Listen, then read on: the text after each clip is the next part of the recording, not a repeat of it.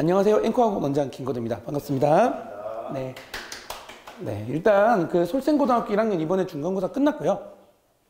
그래서 이제 저 같은 경우는 실은 솔생고 반을 맡고 있지는 않고 수학 최상위권 통합반을 지금 맡고 있는데요. 그래서 저는 이번에 입시 담당, 입시 관련된 설명을 해드리려고 이 자리에 나왔습니다. 그래서 이미 이 학교별 동네 내신 설명회 정도 오실 정도면 실은 작년에 중3 때 많은 설명회 다녀보셨을 가능성이 높고 올해 초에도 많이 다녀보셨을 거고 또는 유튜브에서도 이제 여러 입시 소장님들이 설명을 많이 해주셨을 거예요. 많이 보셨을 텐데 저는 이제 어쨌든 현장에서 아이들을 가르치는 입장인 만큼 그 소장님들이 못 보시는 걸 제가 또 볼 수 있는 게 좀 있더라고요. 그래서 그런 설명회를 많이 다녔던 분들도 도움이 될 게 많이 있다고 얘기하고 가셨거든요. 그래서 오늘 그 내용을 차근차근 진행해 보도록 하겠습니다. 우선 개정교육과정 요약입니다. 실은 이거는 말씀드린 것처럼 대부분 아실 거예요. 어느 정도 아실 것 같아가지고 이걸 이제 풀 버전으로 다음엔 이것만 가지고도 한 3시간, 4시간 설명을 할 수 있기 때문에 그렇게 진행하진 않을 거고요. 요거는 이미 어느 정도 아신다는 가정하에 요약 정도만 하고 이제 파생되는 것들을 좀 진행해 보겠습니다. 네, 우선 첫 번째로 5등급제 다들 뭐 알고 계실 거고 개정 전 2등급이 이번에 1등급 정도 다 아실 것 같은데 실은 뭐 요거는 알고 계시는데 요 밑에 내용은 잘 모르시는 분들도 있으시더라고요. 이제 예전에는 대학교 이제 그 입시 정보를 이제 고등학교에서 A라는 학생이 이런 성적입니다 보내줬을 때 국어 하면은 뒤에 이제 그 등급만 나왔어요. 상대평가 등급. 근데 이제는 대학교에서 상대평가 등급뿐만 아니고 이제 과목 특징 그리고 듣는 인원수, 통계 정보, 평균 그리고 원점수 그리고 성취도라고 해서 지금 과목들 중에서 절대평가하는 과목은 일단 뭐 80점 이상이면 A, 70점 이상이면 B 이런 성취도가 있거든요. 그래서 모든 과목을 절대평가 플러스 상대평가로 다 전환해서 보내라고 했습니다. 근데 이 내용이 생각보다 중요한 게 이게 뭐 그래 그렇게 하나 보다라고 생각할 수 있지만 실은 이제 제가 오늘 이 교육부에서 결국 발표한 거잖아요. 교육부에서 이렇게 하겠다고 한 거는 저도 몰랐는데 살펴보니까 이유가 다 있더라고요. 그 이유를 제가 조금 이따가 파고들어서 왜 이렇게 하는지를 설명을 드리겠습니다. 자, 두 번째는 고교학점제죠. 저는 이거는 처음 할 때 뭘 하겠다는 얘기야. 저도 이제 고민을 좀 했거든요. 뭘 하겠다는 얘기인지 좀 고민을 했는데 일단 목표는 본인 관심 분야에 대한 깊이 있는 학습, 이 깊이 있는 학습이라는 6글자 있잖아요. 이게 굉장히 중요합니다. 이게 굉장히 중요해서 오늘 여러 번 나올 건데 여기 이제 조금 이따 말씀드리는 서울대와 그 이제 교육부에 이 모든 목표가 들어있다고 봐주시면 되겠습니다. 그리고 어머님들이 요거는 잘 모르시던데 등급제 표기. 그러니까 이게 뭐냐면 아까 말씀드린 것처럼 모든 과목에 그 절대평가, 상대평가 관련된 사항을 다 적으라고 했잖아요. 지금 3학년들은 솔생고 3학년을 한번 얘기해 볼게요. 솔생고 3학년은 성적표에 3학년이 과목이 4개밖에 안 나와요. 왜 4개밖에 안 나오냐면 국어, 영어, 미적분 선택하면 미적분, 이공계열적으로 확통 선택하면 확통 이렇게 4개밖에 안 나오는데요. 왜 이렇게 4개밖에 안 등장하냐면 나머지 과목들이 전부 절대평가입니다. 그래서 성취도만 나와요. 알고 계시면 절대평가라는 거는 교과서 정도 하고 꼭 학원을 다닐 필요 없이 수업 시간 잘 들으면 대부분 A가 나오거든요. 수행 같은 거 하면. 그래서 실질적으로 이제 3학년 되면 원래는 1.0, 내신 1.0을 받기 힘들어야 정상인데 개정 전에. 왜냐하면 그 미적분 같은 경우는 그 잘하는 애들끼리 수학을 못하는 애들은 미적분을 잘 선택 안 하다 보니 그래서 1학년 때 1등급 컷이 뭐 10명까지 하면은 미적분 선택하는 애들은 솔생 같은 경우는 4명, 3명 막 이럴 때도 있거든요. 등급 타기 굉장히 힘들어요 정상인데 막상 3학년에 1.0이 많이 나와요. 왜냐하면 경쟁 과목이 많이 없어서 그렇습니다. 그래서 1학년 때는 뭐 5과목, 2학년 때가 중요하죠. 1학년 때는 대여섯 과목인데 3학년 때는 3, 4과목이고 2학년 때 과목들이 되게 많아서 1.0을 따기 정말 힘들어요. 개정전에는. 근데 이제는 어떻게 바뀌냐면 3학년 때 7과목을 선택하면 정말 특수한 과목을 제외하고는 전부 상대평가를 합니다. 예, 그래서 지금 3학년 때 뭐 예전에 물리학토 이런 거 선택하면 물리학토는 다 절대평가였거든요. 지금 선배들은. 왜냐하면 인원수도 너무 적고 그리고 이제 수학 과목 중에 기하라는 과목도 있는데 기하도 전부 절대평가였습니다. 그 기하도 애들 대충 했거든요. 그래서 그랬는데 이제는 모두 상대평가로 전환이 되었는데 이게 생각보다 엄청나게 큰 공부 방향을 변화를 시키게 됩니다. 그 내용도 잠시 후에 좀 깊이 있게 가보겠습니다. 그리고 세 번째, 이 얘기는 잘 아세요. 대학교별 과별 필수 이수 과목 선정. 이거는 어머님들이 많이 들어보셨을 거예요. 예를 들어 제가 오늘은 서울대의 기계공학과 교수가 되어 보겠습니다. 자, 제가 서울대 기계공학과 교수인데 우리 과를 오려니 고등학교 때 물리학 원투 정도는 해야 될 것 같아요. 왜? 그것조차 안 배우고 오면 제가 수업하는 걸 못 알아들을 것 같은 거예요. 그래서 그 입시 담당하는 쪽이 얘기를 한 거예요. 아, 우리 과로 오려면 물리학원, 물리학 2도 들어야 될 것 같아. 그래서 권장 과목이라고 적혀 있습니다. 그래서 서울대에서 발표를 해요. 서울대 기계공학부를 들어오려면 물리학 1, 2를 들어야만 된다. 근데 들어야 되는 게 아니고 권장이거든요. 근데 권장이라고 써놓고 괄호에 놓고 안 들으면 안 뽑겠다라고 보시면 돼요. 왜? 일단 그 들은 애들끼리 경쟁시킬 거고 부족하면 딴 데서 할 건데 과연 부족할까요? 그건 아니죠. 위로 가면 위로 갈수록 부족하진 않을 거라서 실은 말이 권장이지 안 들으면 안 뽑겠다. 근데 이제 추천 과목이 있어요. 권장 다음에 이제 추천, 이제 약간 1티어, 2티어 이렇게 보시면 되는데 2티어 과목도 있어요. 예를 들어서 뭐, 그래. 물리학은 들어야 될 것 같은데 수학도 좀 해야 되지 않을까? 계정점 미적분 정도는 들어야지. 이 계산도 못 할 것 같은데 애들이. 그래서 이제 권장 과목 다음에 이제 추천 과목으로 미적분 2, 뭐 기하 이런 게 있을 수 있습니다. 말 그대로 이것도 안 들으면 안 붙겠다고 생각하시면 돼요. 실은 이 1티어, 2티어 과목, 추천 과목들은 다 들으란 얘기예요. 웬만하면. 우리과로 오겠으면. 왜? 그걸 안 들으면은 실은 경쟁이 잘 안 될 것 같아요. 정말 다른 과목이 너무 뛰어나지 않는 이상. 현재 그렇게 이제 필수 임수 과목을 선정하겠다고 얘기를 했고요. 실은 서울대가 얘기했으면 다른 학교는 보통 따라가죠. 근데 상식적으로 제가 다른 학교 교수님이라 하더라도 물리 계열 쪽, 기계공학, 뭐 전자공학 이런 거 하면 고등학교 때 물리학 1이랑 미적분 2를 안 듣고 오면은 실은 수업을 못 다룰 것 같거든요. 다 제시를 할 것 같습니다. 네, 그래서 고교학점제가 이런 식으로 진행이 되고 있고요. 그다음 세 번째 통합수능입니다. 이 통합수능이 교육부에서 발표한 건데 제가 보기에는 오늘 말씀드리겠지만 발표하기 전에 서울대랑 얘기를 좀 한 것 같아요. 아무리 봐도 했어요. 왜? 보여요. 단순히 통합수능이 보시면 알겠지만 제 개정 전에는 언어 영역이 선택 과목이 2개가 있었습니다. 언매 그리고 화작이 있었는데 이번에는 실은 이제 국어는 시험 범위가 넓어졌어요. 언매, 화작이 다 들어갑니다. 근데 수학은 범위 자체는 똑같은데 미적분, 기하 선택하던 걸 이제 못해요. 모든 학생들이 확통을 선택해야 되다 보니 범위 자체가 준 건 아니지만 실은 줄었다고 볼 수 있죠. 왜냐면 확통이 다른 과목에 비해서 쉽기도 하고 양이 좀 적기 때문입니다. 근데 탐구를 보면 목적성이 이제 정확하게 드러나요. 이 세 개의 목적성이 국어는 늘었는데 수학은 확통이라도 들어라. 탐구는 1학년 내용밖에 안 나요. 이제 수능에. 저도 이거 보고 이거 왜 이렇게 하는 거예요? 도대체 생각을 좀 많이 했는데 이유가 있었어요. 자, 보겠습니다. 제가 이번에는 서울대 예를 들어서 뭐 말 그대로 물리학과 교수가 이번에 돼보겠습니다. 자, 제가 보기엔 사전에 얘기한 것 같은데 일단 요거를 봤어요. 수능을 봤더니 우리 과를 들어오려니 정시를 하더라도 우리 과를 들어올 수 있을 거잖아요. 그냥 정시를 이제 오해하시면 안 되는 게 정시는 보통 수능 100이라고 생각하시는데 수능 100으로 뽑는 학교가 많아서 정시를 수능 100으로 오해를 하고 계시지만 수능 비중이 50% 이상이면 다 정시라 그러거든요. 자, 그런데 이게 봤더니 수학을 미적분을 안 하니까 우리 과목 수업을 못 들을 것 같아요, 역시나. 근데 탐구를 1학년 공통 과목으로 들으니까 여기 물리학 1, 물리학 2가 없잖아요. 개정 전이면 그래도 물리학 1 선택이라도 됐는데 이거를 들어서는 우리 과에 들어와서 수업을 아예 못 다룰 것 같은 거예요. 그러니까 정시에 내신을 넣자라고 한 거예요. 그 권장 과목 있잖아요. 정시를 들어도 내신을 보는데 거기서 이 권장 과목을 들었는지 확인을 해보겠다 이거예요. 그래서 서울대는 지금 거의 발표가 났습니다. 정시에 내신이 40%가 들어가요. 예, 아예 40% 들어가요. 개정 전에는 100% 들어가는 과도 있었는데 이제는 40%가 들어가고요. 너무 당연한 거죠. 왜? 이걸 안 들으면 수업을 못 따라오는 걸 알고도 있거든요. 대학교 교수님들도. 얘들 뭐 수능 100점 받아봤자, 네, 얘들 수능 100점 받아봤자 어차피 의미가 없어요. 왜? 대학교 하는데 수업을 아예 못 따라오면 아예 의미가 없잖아요. 그러니까 의미가 없어요. 그러니까 정시의 내신 반영을 확대하자. 이렇게 얘기가 됐고요. 두 번째로 이겁니다. 이게 뭘 뜻할까요, 결국? 자, 봅시다. 국어는 범위가 늘었어요. 근데 수학은 확통 정도는 해야 되겠다. 근데 탐구는 고1 거까지밖에 안 친대요. 이게 궁극적으로 세 개 범위가 바뀌는 게 다 뜻하는 게 있습니다. 뭘 뜻하느냐.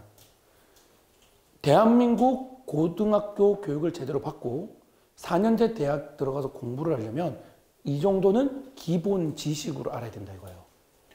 국어는 우리가 어떤 과를 가도 다 필요하잖아요. 사회생활을 하려면 필요한 거예요. 수학은 미적분, 기하 같은 경우는 몰라도 되겠지만 확통은 실은 체대를 가도 확통은 하거든요. 통계학은 해야 되기 때문에 통계학이 없는 과가 없거든요. 통계학은 해야 되고 그리고 탐구에서 사탐과 거탐의 1학년 기본 지식은 사회생활에 너가 지식인이면 알아야 된다 이거예요. 뭐죠? 대한민국 사는 사람으로서의 최저 학력 기준을 얘기하는 겁니다.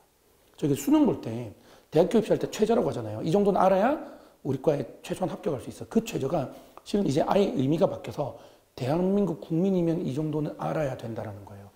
말 그대로 최저 학력 기준이 아니고, 맞죠. 대입을 위한 최저 학력 기준이 아니고 인생을 사는 최저 학력 기준을 만든 거예요, 지금. 그러면 어떻게 되겠죠? 대학교에서 예전에 물리학 원 정도는 몰라도 된다. 그래서 최저를 조금 낮게 잡았다면 이제 최저가 강화될 걸 예상을 할 수 있는 거예요.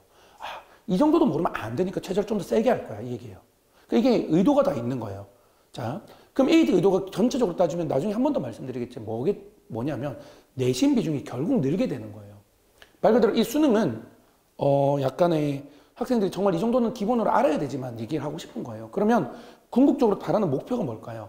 지금 알고 계시면 이제 대치동 가면 이제 정말 큰 학원들 많잖아요. 대부분 이제 입시 학원들이거든요. 그러니까 정시 재수생이 메인인 학원들입니다. 근데 정시에서 내신 비중이 40% 늘고 실은 정시에서 누구든 가르칠 수 있을 만한 쉬운 이런 기본적인 지식만을 강조한다면 그 학원들의 메리트가 많이 줄어들어요. 핵심은 결국 이 얘기를 하면 되게 사람들이 욕하기 때문에 말만 표현만 다르게 한 거예요. 뭐죠? 공교육 강화입니다.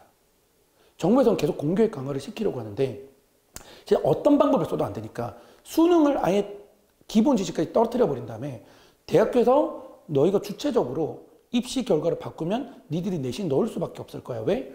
이거 해봤자 대학교 수업 못 듣는 거 니들이 알잖아. 그래서 내신 늘려라 이거예요. 내신 늘면 당연히 공교육이 강화될 수밖에 없거든요.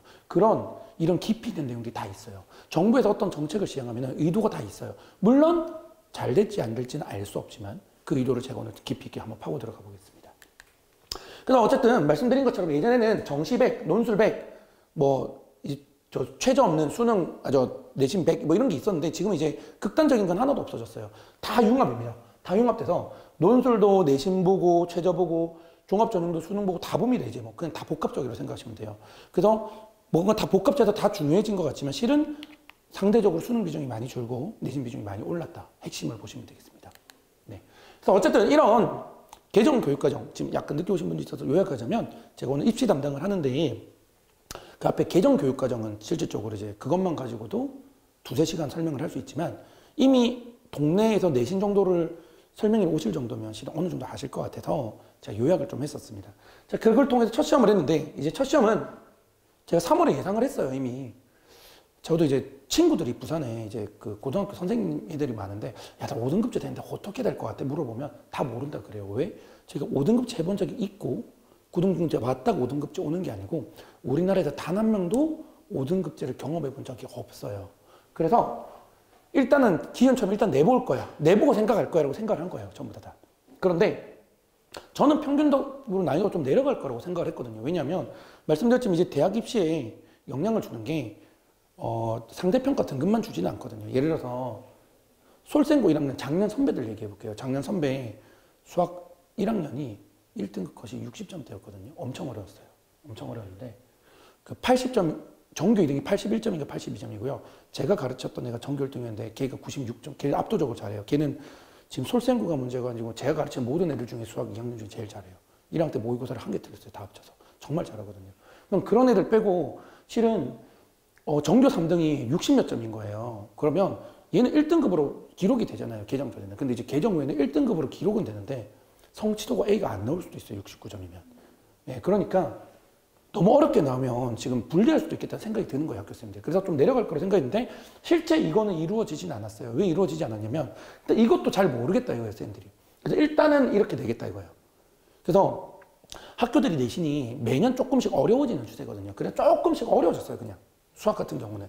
그러고 근데 이제 솔생고는 작년보다 많이 쉬워졌습니다. 왜? 작년이 너무 어려워서 작년같이 좀 특이한 케이스 빼고는 솔생고도 그냥 예전 출제 기조를 그대로 유지했다고 보시면 되고요. 아마 다른 과목은 다른 과목 선생님들이 오셔서 얘기를 하겠지만 그러다 보니 이제 학교 선생님이 한번 시험을 쳐봤잖아요. 그러면 이제 등급 라인을 볼 거예요. 솔생고 1학년 수학 등급 컷 나왔는데 72점 나왔습니다, 이번에. 그래서 말이 72점이지 애들이 잘 못하죠. 시험이 그렇게 막 심하게 어렵진 않았거든요. 그래서 중간고사 결과로 앞으로 똑같을 거라는 예상을 하면 안 됩니다. 그래서 모든 학교가 다 그렇지는 않다. 이제 앞으로 좀 지켜봐야 된다. 이렇게 보시면 될 것 같고요. 말 그대로 기말고사는 중간고사 결과에 맞춰서 변화가 될 거고 출제 기조가 똑같이 나올 거는 아니기 때문에 주의를 좀 해주시는 게 좋습니다. 네, 그런 상태에서 이제 수학과 같이 이제 과거 자료가 별로 의미가 없게 되는 경우가 있어요. 예를 들어서 뭐 수학이 그래도 한 10년 정도 시험 범위가 안 바뀌었는데 지금 첫 중간고사는 계속 안 바뀌었어요. 웬만하면은 거의 한 15년 정도 안 바뀌었는데 이번 기말고사 시험 범위가 바뀌거든요.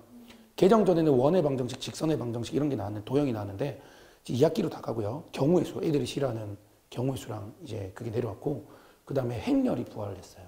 근데 행렬은 좀 안타까운 게 정말 오랜만에 부활을 해가지고 학교 쌤이든 학원 쌤이든 너무 젊으신 쌤은 고등학교 때 공부를 안 했던 쌤들이 계시더라고요. 그래서 잘 못 가르치는 쌤도 계세요. 그래서 그렇게 막 어렵게 나올 것 같지는 않습니다. 그런 이유 때문에. 그래도 어쨌든 이렇게 아예 출제 기조 자체가 바뀌니까 과거 이제 기출 이런 게 별로 의미가 없어지죠. 그래서 중요한 게 과거 기출을 통해서 행렬이라는 경우에서 어떻게 나올지 유추를 해서 편집을 좀 해야 돼요. 그래서 이제는 뭐 학생들이 작년 기출 주세요. 의미가 없는 거예요. 이번 기말부터. 그런 과목이 있을 수도 있습니다. 자, 그리고 네 번째. 중간고사 등급이 현혹되면 안 된다. 요건 뒤에 가서 조금 더 자세히 말씀드릴 거고요. 다섯 번째. 실은 이게 다른 설명에 와서는 못 들어보신 내용들이 좀 있을 거예요. 여기 조금 제가 오늘 강조해서 얘기할 건데 요 고2, 고3 때 어떻게 공부를 해야 되고 그게 왜 벌써부터 신경을 써야 되는지를 지금부터 설명을 드리겠습니다. 자, 서울대 대입 개편안 요약인데요. 자, 지금 교육부에서는 정책을 발표했죠. 바뀌는 정책을 발표했고 지금 시행을 하고 있고 지금 고등학교에서도 정부에서 하라 그러면 그렇게 하면 돼요. 근데 중요한 거는 결국 대학교에서 우리 학교에서 어떤 애들을 뽑을지 얘기하는 건데 실은 지금 전국에 있는 모든 대학 중에서 지금 고등학교 1학년 1, 3학년 때 우리는 이렇게 뽑겠다라고 정식적으로 발표한 학교가 빵개입니다. 예, 그래서 이것도 서울대에서 공식적으로 발표한 건 아니고요. 이제 저희가 이제 서울대 안에서 이렇게 우리 뽑고 싶은데 유출됐다고 하는데 제가 보면 유출된 건 아니고요. 이미 어느 정도 퍼트를 생각하고 있었어요. 왜냐하면 이걸 봐야 다른 학교들이 조금 기준을 잡거든요. 항상 우리나라는 교육 정책이 확 바뀌면 서울대가 무조건 기준이에요. 서울대에서 이렇게 어떤 행동을 하면 왜 그랬을지 추론을 하고 그걸 통해서 다른 학교 따라가는 게 기본 베이스인데 저도 오늘 그 추론을 정확히 말씀드릴게요. 그런데 실은 이 개편론 가지고도 한 2시간 이상의 설명을 할 수 있거든요. 그렇게 지금 할 수는 없기 때문에 그리고 저 개편안은 실은 또 유명한 입시 소장님들도 다 얘기를 하세요. 유튜브 가면. 그래서 제가 정말 중요한 핵심만 요약해서 전달을 드리겠습니다. 첫 번째, 서울대 입시는 지역균형이라는 전형이 있습니다. 지균이라고 얘기를 한대요, 보통. 자, 이게 이름을 보시면 알겠지만 어떤 전형이냐면 지역균형. 그래서 잘하는 고등학교든 못하는 고등학교든 대치동 고등학교든 서울고등학교든 지방에 있는 농촌의 고등학교든 상관이 없이 모든 고등학교에서 2명의 사람을, 학생을 추천을 해요. 그러니까 학교장 추천이랑 같은 건데요. 한 10년 전에는 문과정 결등, 이과정 결등을 추천을 한 거예요. 그래서 지역의 균형을 따지겠다 이건데 문제가 뭐죠? 지금 지방에 있는 친구들은 최저를 못 맞춰서 다 떨어져요. 근데 지방이 문제가 아니고요. 서울생고 선배들도 대부분 잘 못 맞춰요. 최저가 좀 빡빡하거든요. 어느 정도냐면 제가 매년 조금씩 바뀌긴 하는데 제가 이제 재작년은 제가 기억이 좀 날 것 같은데 일단 3등급 받은 수능 과목이 있으면 무조건 탈락이었어요. 네, 그리고 2등급 이상 받는 과목 중에서 몇 합 몇, 뭐 3합4, 3합 이렇게 받아야 돼서 굉장히 쉽지 않았어요. 그러니까 근데 이번에 최저가 폐지됐습니다. 폐지됐어요. 근데 제가 아까 처음에 최저가 강화된다고 얘기했잖아요. 근데 이거는 폐지되는 이유가 있어요. 이유가 있습니다. 그러면서 면접이 부활을 했거든요. 면접이 부활을 했고 지원 자격이 변경됐는데 뭐냐면 원래 특목고랑 자사고도 다 지역균형 전형 2명씩 넣었는데 지금 못 넣어요. 지금 1학년부터 신일고도 못 넣습니다. 특목고, 자사고, 전국고 자사고 말고 지방 자사고도 아예 지역균형 전형을 못 넣으라고 했어요. 그러면 지역균형 전형의 TO가 남잖아요. 이 TO를 일반고에 지금 2명 신청하는 거 3명으로 신청하기 지금 바뀌었습니다. 그리고 바뀌었던 거는 예전에는 그냥 학교장이 추천하면 끝인데 이번에 추천 이유를 정확하게 적으라고 했어요. 그리고 마지막으로 내신, 그리고 학교 생활이 조금 더 강화됐다. 자, 그런데 이 6개 있잖아요. 하나, 둘, 셋, 넷, 5개. 6개가 전부 가르치고 있는 게 동일합니다. 자, 지금부터 제가 지금 대학교의 상황을 설명을 드릴 건데요. 어머님들이 보시면 이거를 잘 들으셔야 앞으로 어떻게 공부 방향을 잡아야 될지가 정확하게 보여요. 자, 서울대 제가 이번에 생명공학부 교수가 돼보겠습니다. 자, 쟤는 생명공학부 교수고 생명공학 공부할 뛰어난 인재들을 뽑고 싶어요. 그래서 입시 담당하는 분한테 얘기해서 리스트를 뽑았더니 10명이 있는데 우리 학과에서 3명을 뽑을 수 있다 하겠습니다. 근데 내신 평점 1.1, 1.2부터 2.0까지 있어요. 3명 뽑아야 되니까 1.1, 1.2, 1.4 똘똘하겠네 하면서 뽑았어요. 그래서 뽑아서 등록을 해서 수업을 했습니다. 그런데 문제가 뭐냐면 반년 뒤에 휴학기를 내어졌다. 지금 대학교가 완전 솔직히 말하면 극단적으로 해서 대학교 교수님들은 개판이구만 얘기하실 수도 있어요. 왜? 의대 가려고. 서울대 생명공학 정도면 조금 더 열심히 한 지방의대 정도 갈 수 있고, 그리고 또는 약대 정도는 충분히 갈 수 있는 분명히 그 정도 레벨이 되거든요. 또는 1년 다녀봤더니 주변에서 아, 생명공학과 나와서 뭐해. 말 잘해봤자, 뭐 외국계에서 가봤자 뭐 연봉 기건데 의사하면 연봉이 얼마인 줄 알아? 이러면서 계속 하는 거예요. 한 번 더 해봐. 요즘에 흠이 아니잖아요. 뭐가 문제냐면 15년 전만 하더라도 어머님들이 애가 재수해야 된다 그러면 난리를 쳤어요. 근데 지금은 사회 분위기가 재수하든 삼수하든 사수하든 노수하든 서른이 돼서라도 의대를 가면 오케이인 세상이 됐습니다. 사회 분위기가 그렇게 됐어요. 그러니까 이제 교수님이 이렇게 생각한 거예요. 망했네? 서울대만 이럴까? 지금 다 그래요. 밑에는 더 심해요. 연고대만 하더라도 지금 난리 났어요. 그 이공계 절반 이상이 전부 반수 재수합니다. 그래서 대학교에서 그거 하잖아요. 기업들이랑 하이닉스, 뭐 삼성 이런 해서 그래가지고 바로 끝나자마자 거기 취업할 수 있는 걸 계속 만드는 거예요. 그걸 메리트를 만들어야 되기 때문에. 그래서 이제 교수님이 생각하면 이런 애를 뽑으면 안 되겠다고 생각한 거예요. 그래서 지역균형준을 바꾸자. 내가 원하는 이제는 이런 애들이 아니야. 평균적으로 수준 높은 이런 애를 뽑고 싶은 게 아니고 정말 생명공학을 열심히 본인의 평생 길로 생각하고 공부할 애를 뽑고 싶은 거예요. 그래서 최저폐지. 지금 당장의 성적은 중요하지 않아. 지금 당장의 성적은 중요하지 않은데 너가 생명공학부를 보려면 내가 내신을 봤는데 지금 선배들은 생명투도 잘 안 듣습니다. 생명투도 잘 안 들어요. 왜? 등급 따기 힘들고 절대평가긴 한데 수능 범위도 아니니까. 근데 너가 생명공학에 정말 공부를 할 생각이 있어 생명투도 들었는데 지금 선배들은 아무도 안 듣는 심화생명, 고급생명이라는 과목이 있어요. 너가 정말 생명을 좋아하는 인재구나. 그거를 봤는데 면접을 봤는데 네가 우리 학교 오려고 그냥 대충 지어낸 게 아니고 진짜 면접 봤더니 네가 인재구나. 교수님 바로 알거든요. 얘가 이제 지원해서 한 건지 진짜 여기 관심 있어서 한 건지 면접을 볼 거야. 지금 당장 성적은 안 중요한데 그걸 보고 학교장 추천도 얘가 정말 생명에 관련해서 열심히 했다는 걸 드러낼 수 있는 이유를 적으라 이거예요. 그럼 이 6개가 전부 뭘 뜻하죠? 네, 이제는 안 나갈 애들을 뽑고 싶다 이거예요. 우리 과에 들어와서. 우리 과 와서 재수 안 하고 반수 안 할 애들을 뽑고 싶다. 명확하게 드러나죠. 그럼 앞으로 공부 방향을 어떻게 해야 될까요? 이제는 빠르게 본인이 할 거를 찾아서 나중에 하고 싶은 일 찾아서 그걸 파고들면은 가산점이 엄청 붙는다는 얘기입니다. 그런 얘기예요. 자, 그러면 두 번째 이제 정시로 가보겠습니다. 정시 아까 전에 내신이 40% 들어간다고 했는데 지금 1단계 수능 3배수란 말이 있죠. 이게 뭐냐면 이런 겁니다. 이번 제가 서울대 경제학과, 경영학과 교수로 돼보겠습니다. 경영은 좀 많이 뽑거든요. 그래서 100명을 뽑는다고 생각을 해볼게요. 근데 3배수라는 거는 1단계에서 300명까지 딱 뽑겠다는 얘기예요. 그래서 2단계에서 이 300명끼리 경쟁을 시켜서 100명을 뽑겠다는 얘기인데, 근데 1단계에서 300명을 뽑는 거예요. 수능만 가지고 뽑아요. 그러면 의외로 수능 영향력이 줄어들지 않은 것처럼 보이는데 전혀 아닙니다. 이게 완전 말장난이거든요. 왜 그런지 지금부터 설명을 드릴게요. 2년 전에 수능을 보면 미적분이 1등급까지 84였어요. 그럼 이게 최저를 따지면 우리가 이제 수능은 최저로 가면은 등급이 중요하잖아요. 84점이랑 100점이랑 같은 1등급인 거예요. 최저를 따질 때 84점, 100점 법은 똑같은 취급을 하는 겁니다. 근데 이게 정시로 가면 말도 안 되는 격차야. 실은 미적분 100점이랑 84점은 실력 차이가 하늘과 땅 차이거든요. 어느 정도로 심하냐면 미적분 수능 100점이면 정시로 의대를 갈 수 있어요. 근데 정시로 미적분 84점이면 연고대, 공대도 솔직히 잘 못 가요.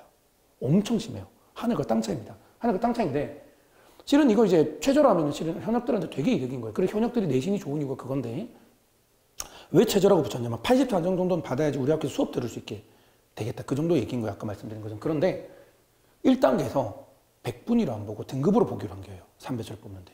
그러니까 1단계에서 84점이랑 100점을 같게 보기로 한 거예요. 서울대에서. 자, 그랬더니 문제가 뭐냐면 300등이 세 과목 합쳐서 5등급이었던 거예요. 근데 세 과목 합쳐서 5등급인 사람이 너무 많잖아요, 실은. 너무 많기 때문에 동점자가 어마무시하게 많은 거예요. 300등도 3합 5고 700등도 3합 5인 거예요. 그럼 서울대에서 어떻게 하기로 했냐? 다 합격시켜줄게라고 얘기한 거예요. 그러니까 실은 1단계가 뭐죠? 최저입니다. 그러니까 이게 말만 다른 거지 정시에 최저를 넣은 거예요.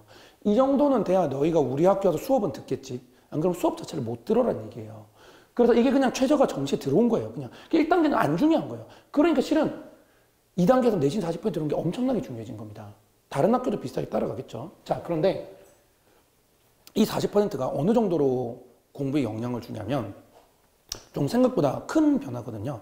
예를 들어 보겠습니다. 제가 지금 17살이라고 해볼게요. 외모는 안 그렇지만 갑자기 사춘기가 와가지고 공부를 너무 하기 싫은 거예요. 그래서 학교도 안 가고 시험 치면 일자로 찍고 학교 시험도 안 갔어요. 그 개정 전이었다 쳐보겠습니다. 내신이 9.0이 나온 거예요. 그 끝자락이에요. 모든 과목이 9등급인 거예요. 그래서 수능도 안 갔어요. 수능 빵점인 거예요. 자, 그래서 제가 20살이 됐어요. 근데 집에 쌀이 없네요. 이제 알바를 해야 돼서 알바를 해봤는데 알바를 했더니 이렇게 살면 안 되겠다는 생각이 들었어요. 정신을 차린 거죠, 20살 때. 내가 공부에 재능이 있는지 없는지는 모르겠는데 일단은 공부를 해보자. 그래서 4년을 했는데 공부에 재능이 있었던 거예요. 그래서 수능이 400점이 나왔어요. 만점이 나온 거예요. 그래서 제가 서울대를 들어갔습니다. 자, 개정 전에 가능한데요. 이제 개정 후잖아요. 개정 후면은 수능 만점 받으면 서울대를 못 가요, 이 학생은. 왜? 내신이 5.0이겠죠, 개정 후면. 개정 전 9.0이면 개정 후 5.0인데 5.0이면 이 5.0이 앞으로 교육과정이 바뀌지 않는 이상 얘 인생의 낙인이 됩니다. 리셋을 못해요. 리셋을 못해요. 그냥 계속 5.0인 거예요. 그래서 수능 만점 받았는데 40%가 5.0이면 못 가요, 이제. 아예 극단적인 변화예요, 어떻게 보면. 이제 수능만 잘 쳐서 못 가는 건 끝입니다. 수능만 잘 쳐서 가는 거는. 그래서 생각보다 많은 변화가 있고요. 자, 세 번째. 이건 이제 서류인데 서류는 기존이랑 크게 차이가 없어서 넘어가도록 하겠습니다. 자, 그래서 결론적으로 변화된 부분을 요약하면 핵심은 1, 2, 4번이에요. 1, 2, 4번이 다 같은 말 하는 겁니다. 진로 적성에 맞춘 과목이 있어. 자, 이게 말씀드렸지만 그거예요. 물리학 고르면 물리학 원투는 듣고 와야지. 권장 과목이긴 한데 괄호 안 들으면 안 뽑을게. 두 번째, 과목별 위계. 이게 그거예요. 이게 아까 말씀드렸지만 어떤 거냐면 우리가 물리학과인데 물리학 원투를 들었는데 지금 선배들은 심화물리, 고급물리를 안 들어요. 아무도 안 듣습니다. 근데 네가 진짜 물리에 관심 있는 걸 알겠어. 과목별 위계. 물리학 1을 못 들으면 물리학 2를 들을 수가 없잖아요. 기초가 안 되니까. 고급물리, 심화물리도 마찬가지거든요. 너가 물리학을 정말 좋아해서 이 위계를 순차적으로 열심히 공부해서 제가 아까 강조했던 단어 뭐죠? 이 과목에 깊이 있는 학습을 했구나 이겁니다. 그러면 이게 어떻게 되냐면 개정 전에 대학교 교수님들이 이제 1.5랑 2.0이 있으면 당연히 1.5로 뽑았어요. 이제는 그게 아니고 1.5가 있고 2.0이 있는데 1.5는 이 정도도 아니에요. 한 1등급 차이 나도 돼요. 개정 전에 지금 1등급 차이면 개정 전이면 2등급 차이거든요, 거의. 개정 전에 1.5랑 3.5가 있으면 무조건 1.5로 뽑았는데 이제 뭐가 되냐면 1.5랑 3.5가 있는데 1.5가 물리학과를 가려고 넣었는데 물리학 1도 안 하고 물리학 2도 안 하고 아무것도 안 했어요. 미적도 안 하고 기하도 안 했어요. 근데 얘는 떨어질 수 있고요. 3.5인데 얘가 물리학 1, 물리학 2에 미적, 기하를 다 했고 정말 물리에 관심이 있어서 심화물리, 고급물리 아무도 안 듣는데 다 들었어요. 그래서 아까 전에 제가 이 학생이 고급물리, 심화물리를 지금 아무도 안 듣거든요, 개정 전에. 근데 얘가 전국에서 한 명 들었어요. 지금 아직 교육부에서 정확하게 발표 난 건 제가 잘 모르겠는데 한 명 들으면 제가 은근슬쩍 봤던 건 그랬거든요. 한 명 들으면 얘가 전교 1등이잖아요, 실은. 근데 상대평가를 다 이제 기록하는데 3등급으로 나와요. 딱 중간이 3등급이라서. 근데 개정 전이면 얘가 그래서 평균 등급이 낮아지잖아요. 근데 개정 후에는 이제 어떻게 되냐면 학교에서 이걸 다 달라고 했잖아요. 과목 특성, 인원, 원점수, 평균 학생 다 달라 했잖아요. 봤는데 뭐 심화물리 3명 듣는다고 치겠습니다. 3명 듣는데 전교 3등을 한 거예요. 그럼 얘는 상대 등급으로 5등급이 나올 수도 있어요. 4등급 안 하면 5등급이면 개정 전 7, 8등급이거든요. 그런데 봤더니 3명을 들었어. 이 서울대에서 봤더니. 근데 고급 물리를 듣는다는 것 자체가 이미 전교에서 물리 1, 2, 3등이 들었다는 얘기예요. 그걸 고려하겠다는 얘기입니다. 1, 2, 3등이 들었다. 그 중에서 3등이면 전교 3등이지 상대평가 의미가 없네? 평균이랑 성취도를 봤는데 성취도는 A네?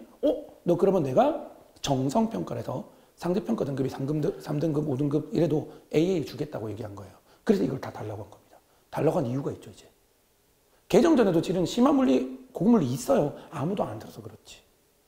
이제는 그래서 내신 평균이 중요하지 않습니다. 그래서 아까 말씀드린 것처럼 그 과에 넣을 때 어떤 과목을 수강해서 열심히 했고 그 과목의 상태가 어떤지가 정말 중요해졌어요. 그런데 문제는 뭐냐? 지금 1학년이 조금 피해자예요. 왜? 1학년은 선배들의 어떻게 지내는지 알 수가 없잖아요.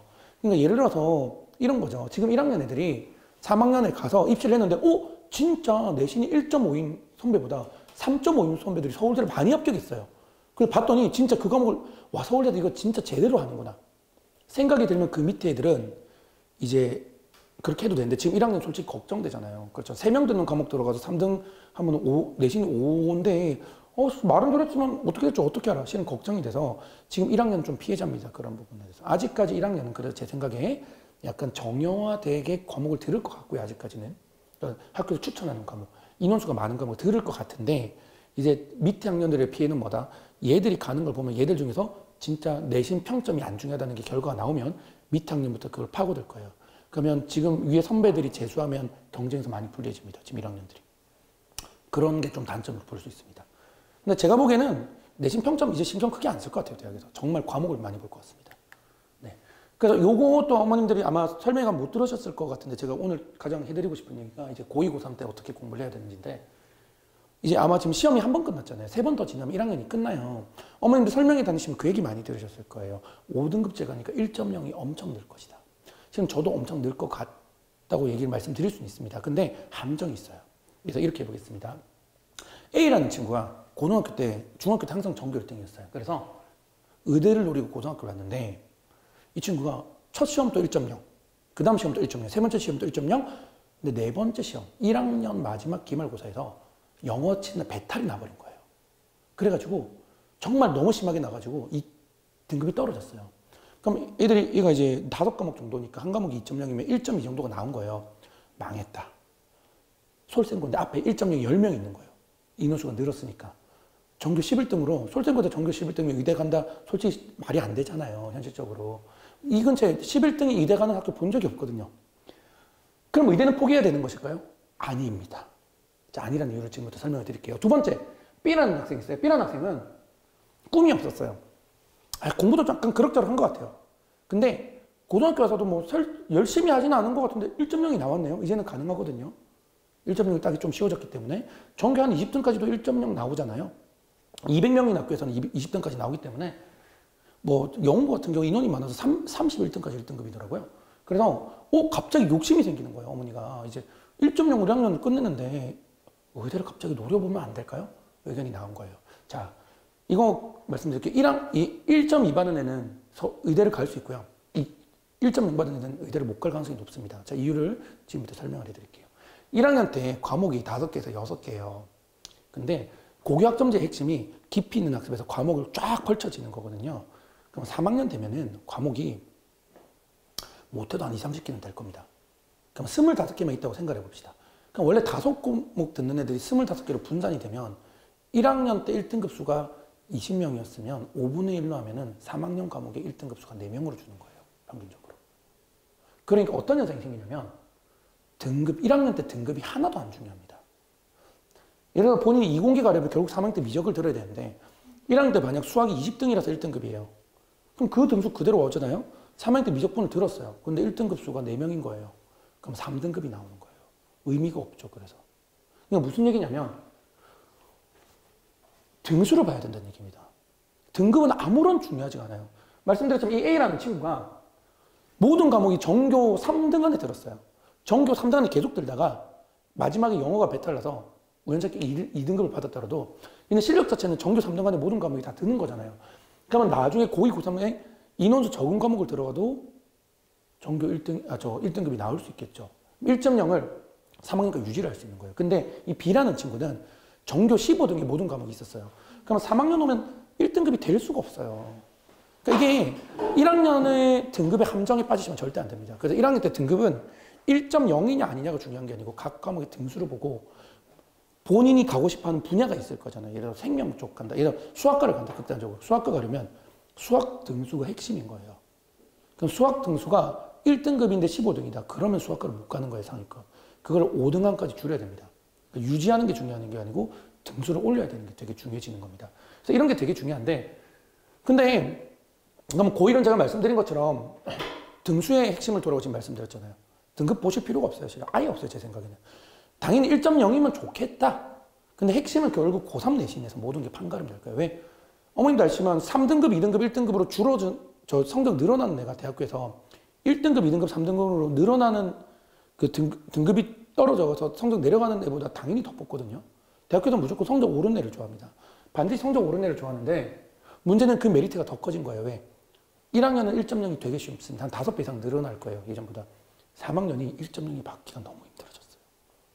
엄청 힘들어지니까 메리트가 상대로 훨씬 커진 거예요. 이게 그래도 개정 전보다 낫지 않나요? 개정 전에 9등급제였는데 자, 인원이 줄어드니까 9등급제 1등급보다 5등급제 1등급 인원수가 적어지는 과목도 생길 수가 있고요. 그게 문제가 아니고 제가 처음에 말씀드렸지만 지금 고3들은 상대평가 과목이 4개밖에 없어요. 근데 개정되면 모든 과목을 상대평가해요. 이 7과목, 8과목을 다 상대평가합니다. 말이 1.6, 1.6 진짜 어려워요. 제가 보는 고3. 핵심이 고3 내신이 될 겁니다. 개정 교육까지는 고3 내신이 된다. 자, 1학년은 그래서 등수가 중요하고 등급 따면 좋은데 역전 어차피 딱 가능하다 이거예요. 2학년이 되면 이제 슬슬 국영수는 듣는 애들 인원수가 같기 때문에 상관이 없는데 탐구 영역으로 들어가요. 물어나원, 지원, 생원, 뭐 사탐 이렇게 들어가잖아요. 들어가는 순간 이미 벌써 반타작 났죠. 그러니까 사회, 과학 이런 게 원래 20등이었던 애들은 이제 2학년 가면 1등급을 못 받아요. 사회탐, 과학은 1학년 때 10등 정도는 돼야지 2학년 때 드디어 1등급 유지할 수 있는 겁니다. 근데 이게 3학년 오면 더 심해지고요. 3학년 또 뭐가 문제냐면 극단적인 문제점이 하나 더 있습니다. 개정전으로 따지면. 개정전에 미적분 선택하는 애들은 수능에서도 미적분을 선택을 해요. 그러니까 내신을 수능이랑 이제 병행할 수 있었어요. 그리고 개정전에는 다른 과목이 다 절대평가다 보니 예를 들어서 뭐 수학 과제 탐구 이런 과목이 있어요. 수학 과제 탐구 이런 과목이 있는데 말이 수학 과제 탐구지 수업 시간에 수원수도 수업해요. 수능을 봐야 되니까. 물리학 투 해요. 투하는데 절대평가거든요. 수업 시간에 물리학 1을 해요. 물리학 1 시험 치는 애들 대상으로. 대학, 고등학교에서 그렇게 하고 있습니다. 지금 수능 비중이 높아가지고. 근데 이제 그게 안 되잖아요. 다 상대평가로 가면. 안 되고 문제가 뭐냐면 이거예요. 지금 고1부터는 고3 때 배우는 학교에서 배우는 과목 중에 수능이랑 수능 시험 범위에 들어가는 게 국어, 영어 빼고 없어요. 끝입니다. 근데 영어는 또 절대평가잖아요. 수능에서. 지금 국어 빼고 끝이에요. 이제. 그러니까 지금 선배들은 1학년 시험 못 치면 내가 가고 싶은 과 못 가니까 정시를 아예 돌려야겠다. 지금 선배들 아예 극단적이거든요. 나는 수능 100, 수능만 할 거야. 나는 내신에 집중, 최저만 맞출 거야. 극단적인데 지금 1학년은 아까 전에 말씀드린 이게 리셋이 안 되는데 3학년이 중요해졌잖아요. 그래서 제가 뭘 선택하는지 정확하게 설명드릴게요. 무조건 내신 선택하셔야 돼요. 3학년 1학기 때 정시해야지 해서 정시해봤자 못 합격한다고 아까 말씀드렸잖아요. 이제 40% 들어가니까. 그러니까 지금 1학년은 오히려 간단해졌어요. 2학년, 3학년은 지금 그 얘기를 하잖아요. 아, 정시해야 됩니까, 선생님? 제가 가는 거 못 가겠는데. 그럼 정시를 올인, 학원 그만두고 인강, 대치동 이렇게 하는데 지금 1학년 아주 심플해진 게 아까 이게 다 공교육 강화죠. 3학년 1학기까지 내신 놓치면 안 돼요. 아주 심플해졌어요. 그러니까 지나간 내신이 중요하지 않아요. 옛날에는 못 봤으면 정시라는 선택지가 있었는데 이제는 끝났어요. 못 보든 잘 보든 내신을 끝까지 포기하면 안 된다. 이게 핵심입니다. 지금 1학년은. 학생은 좀 편해졌어요. 오히려. 그래서 걱정은 될 수 있지만 자, 유리한 점이 하나 있습니다. 유리한 점은 지금 뭐냐면 지금 2학년, 3학년들이 아직 이런 걸 잘 몰라요. 그래서 2학년, 3학년들 중에서 정시로 빠져나간 애들이 그 선배들이랑 비슷하게 많아요. 근데 얘들이 만약에 재수나 삼수라면 지금 1학년이 훨씬 유리해요. 왜? 얘들은 내신 관리 하나도 안 했거든요. 2학년, 3학년 때. 그게 정말 유리한 점입니다. 재수생에 비해서 유리하다. 뭐가? 모든 전형이. 왜? 지금 정시가 내신 40%. 네. 모든 전형이 다 유리해졌어요. 지금 재수생들에 비해서. 그래서 제가 가르친 애들한테는 얘기하죠. 일단 너 2학년 3학년한테 너 절대 내신 포기하면 안 돼. 얘기를 하는데 과연 모든 학생들이 그걸 안다고 저는 생각을 안 하거든요. 그만큼 그런 유리한 점도 있습니다.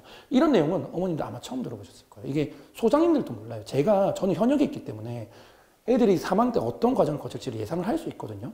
그래서 중요한 게 3학년 내신이다. 1.0이 많아진다. 1학년만 많아진다고 생각하시면 됩니다. 네, 그래서 어쨌든 중간고사는 들어갔고요. 결과는 나왔을 겁니다. 이제 뭐 등수는 안 났지만 뭐 점수는 나오죠. 실력대로 등수가 나오지 않는데 실은 멘탈 관리 때문에 적은 거긴 한데 이제 멘탈 관리도 안 중요해요. 1학년은 멘탈 관리가 필요 없어요. 왜? 어차피 내신 놓치면 안 되니까요. 끝인 거예요. 그냥. 학생 아주 심플해졌습니다. 근데 실제 실력대로 등수가 나오지 않는다는 건 무슨 얘기냐면 첫 시험은 실은 잘하는 애들도 실수를 많이 틀리고요. 본인 실력대로 잘 못 봐요. 그리고 제가 수학을 가르치지만 수학은 고1이랑 중3이랑 내용이 비슷해요. 그러니까 못하는 애들도 1년 넘게 공부한 단원이라서 수학을 좀 못하는 애들도 좀 칩니다. 그러니까 이제 이 잘하는 애들도 못 치고 못하는 애들도 좀 잘 치기 때문에 좀 압축이 돼요. 그래서 실제 등수대로 나오지 않아서 대부분 기말은 가야 본인 성적으로 이제 자리를 찾는데요. 개정 전에는 거의 확실했거든요, 수학이. 근데 하필 개정 후에 지금 수학이 기말고사가 경우의 수랑 행렬이라서 경우의 수랑 행렬은 또 수학 아무리 잘해도 경우에서 못하는 친구들이 있어요. 그래서 지금 기말까지도 지금 등급이 갈라지는 건 기말이 핵심이긴 한데 기말 중간 이번 1학기 가지고 본인 수학 실력을 좀 단정 짓지 않는 게 좀 중요합니다. 그리고 말씀드린 것처럼 등급보다 등수가 진짜 중요합니다. 등수가 진짜 중요합니다. 아시겠죠? 네. 자, 어쨌든 결과가 나면 등급이 나올 거예요, 이제. 근데 본인이 상위권인지 중하위권인지 목표한 걸 달성하고 못 달성했을 수도 있고 그냥 실력 자체 좀 괜찮고 나빴을 수도 있죠. 근데 공통적인 건 이런 거예요. 1번을 보시면 알겠지만 중간고사 결과가 실은 별로 안 중요해요. 다 기말에서 갈립니다. 중간고사 성적의 1등급이라도 본인 실력이라고 생각하면 안 되고요. 중하위권도 중간고사 결과 아니고 기말고사에서 다 역전이 가능합니다. 자, 그런데 중요한 건 두 번째죠. 말씀드린 것처럼 이제 1.5는 못 가는데 2.0이 갈 수 있는 시대가 왔거든요. 그래서 중요한 거는 본인 성적을 보는 게 아니고 본인 과목마다 등수를 보고 본인이 나중에 어떤 계열을 가고 싶은지를 미리부터 구상을 하는 게 정말 중요해졌어요. 그래서 지금 1학년들은 아직까지 약간 정형화 된다고 말씀을 드렸잖아요. 근데 정형화 되더라도 제가 오늘 얘기한 걸 기억을 하고 있으면 뭘 할 수 있냐면 이런 걸 할 수 있어요. 보통 이런 식으로 하잖아요. 1학년 때부터 의대를 노린다. 이렇게 하는 거는 대학교에서도 별로 안 받아주거든요. 1학년 때 왜 5과목만 칠까요? 너의 꿈을 여기서부터 찾아봐라는 얘기거든요. 여기서 찾아서 나 이공계 측인데 특히 수학에 관심 있으면 수학 쪽으로 파고들어라. 이게 고교학점제의 핵심이고 대학교에서도 지금 그렇게 뽑겠다고 한 거기 때문에 예를 들어 본인이 봤는데 나 1.0이야 좋은 게 아니고 지금 1.0인데 본인이 나중에 이공계를 가고 싶은데 수학 탐구가 아슬아슬하게 15등, 20등에서 1등급이면 지금 그거를 계획적으로 공부를 더 실력을 늘려야 된다 이겁니다. 그래서 등수를 바라봐야 고2, 고3 때 후회하지 않는다. 대학교에서도 그걸 원할 거예요. 네, 그래서 굉장히 중요합니다. 그리고 중하위권도 말씀드렸지만 이제 1.0 받기 쉬운 건 제가 1학년 때까지라고 했잖아요. 3학년 1.0 받기 진짜 힘들 거예요. 2학년도 어려울 거고. 그래서 3번 보시면 알겠지만 고2, 고3에 1학년 때 1.0 아니어도 돼요. 고2, 고3에 1.0 받는 게 어렵기 때문에 거기서 역전 다 가능합니다. 그래서 고1, 2, 3 전체 평점 1.0이 예전보다 더 안 나올 수도 있어요. 제가 봤을 때 9등급제보다. 그럴 수가 있습니다. 그래서 2번 보시면 알겠지만 본인의 이제 꿈을 찾아서 좀 밸런스를 맞춰서 교과, 이제 나중에 어떤 과목을 들으면 좋을지 그런 걸 어머님들이랑 좀 얘기를 해서 당장 1학년 때는 못 찾더라도 조금씩 예상을 해서 1학년 말에 이제 과목 선택을 하거든요. 근데 아마 2학년 때까지는 비슷할 거예요. 제가 말씀드린 것처럼. 비슷하더라도 뭐 이공계 쪽을 갈 건지 뭐 이쪽을 갈 건지 좀 고민을 해서 조금 방향을 잡고 3학년 때 진짜 다 터트리는 방향 쪽으로 메인 과목은 실력을 늘려야 돼요. 수학과 가려면, 만약 수학과는 아주 쉽죠. 수학만 잘하면 되거든요. 수학과 가려면 수학만 다 1등급하고 영어 제분이 개정 후에 한 4등급 받아도 제분 서울대 수학과 지금 갈 수 있는 상황이 됐어요. 그 정도로 좀 극단적으로 됐을 것 같습니다. 네. 그래서 이제 기말고사 대비를 해야 되는데 학생들은 멘탈 관리 중요하다 말씀드렸는데 심플해졌어요. 그냥 내신만 보면 돼요. 중학고사 전혀 신경 쓸 필요 없고 언제까지 고3학년 1학년까지 이제 정시로 빠져나오는 것 자체가 없어졌어요. 대안이 없어요. 그냥 끝까지 해야 되는 거예요. 아주 심플해졌어요. 자, 그 다음에 5월에 함정에 빠지지 말자. 연휴죠. 연휴 때 공부했어요? 자, 보통 안 합니다. 네. 그리고 내일 드디어 학교를 가요. 근데 5월 8일이 어버이날이라서 카네이션 달아드리고 놀러 갑니다. 일주일 뒤에 이제 공부해볼까 하는데 스승의 날이에요. 선생님 축하합니다. 놀러 가요. 학교마다 봄 소풍, 그리고 뭐 수학여행 있으면 이제 또 놀러 갈 수도 있죠. 어제 이제 학생 5월 5일이었잖아요. 뭐 5월 5일에 저도 예전에 롯데월드 가본 적이 있는데 80%가 고등학생이에요. 어린도 아니면 맞죠? 그래서 그렇게 되는데 6월이 되면은 이미 망했어요. 이미 망한 거예요. 왜? 이유는 아주 간단합니다. 6월이 되면 이미 눈앞에 이제 시험이 엄청 닥쳐오고 이제 중학교 때 배운 내용도 아니고 새로운 내용도 좀 많고 어제도 과학생기 들어보니까 과학은 또 역학 애들이 제일 어려운 거 들어갔고 수학도 경우의 수, 행력도 또 처음이고 근데 문제가 뭐냐면 상대평가잖아요. 상대평가에서 성적 올리는 건 정말 쉬워요. 딱 하나만 지키면 무조건 오르거든요. 뭐죠? 남이 안 할 때 한다. 왜냐면 남이 할 때 해봤자 안 오른다. 제가 고3들 매년 많이 가르치는데 고3들 보면 매년 그 얘기해요. 무슨 얘기 아니야. 선생님 제가 2학년 때보다 고3 때 하루에 공부 시간을 5시간 늘렸는데 성적이 내려갔습니다. 그럼 제가 팩트로 때리죠. 왜? 다른 친구들은 6시간 늘렸나 보구나. 상대평가는 그런 겁니다. 상대적인 평가이기 때문에 남이 열심히 할 때 열심히 해봤자 똑같아요. 등수가 유지됩니다. 그래서 상위권으로 가면 갈수록 힘든 거예요. 왜? 상위권 애들은 공부를 그만큼 많이 하니까요. 그것보다 더 하기가 힘든 거죠. 그래서 중하위권은 공부를 조금만 해도 오르는 겁니다. 왜? 안 하는 애들이 많으니까요. 그래서 중요한 건 6월 되면 다 열심히 한다는 얘기예요. 이미 성적은 딱 정해졌어요. 정해졌고 6월에 열심히 하는 애들이 정말 밑바닥으로 떨어지는 거고 다 열심히 합니다. 그럼 중요한 건 5월입니다. 근데 5월에 암기 과목을 땡겨서 할 필요는 없잖아요. 그래서 보통 제가 추천드리는 게 수학을 완전 빡시게 해서 수학을 좀 일찍 끝내서 6월에 다른 과목 공부 시간 좀 늘려야 됩니다. 근데 이번에 과학도 역학 들어간다 해서 수학과학을 좀 일찍 당기는 게 좋을 것 같고요.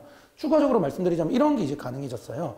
영어가 9등급제에서는 본인이 2등급이면 막 1등급 받고 있대서 5월에 정말 열심히 한다해서 9등급제에서는 기말에 1등급 나온다는 보장이 없거든요.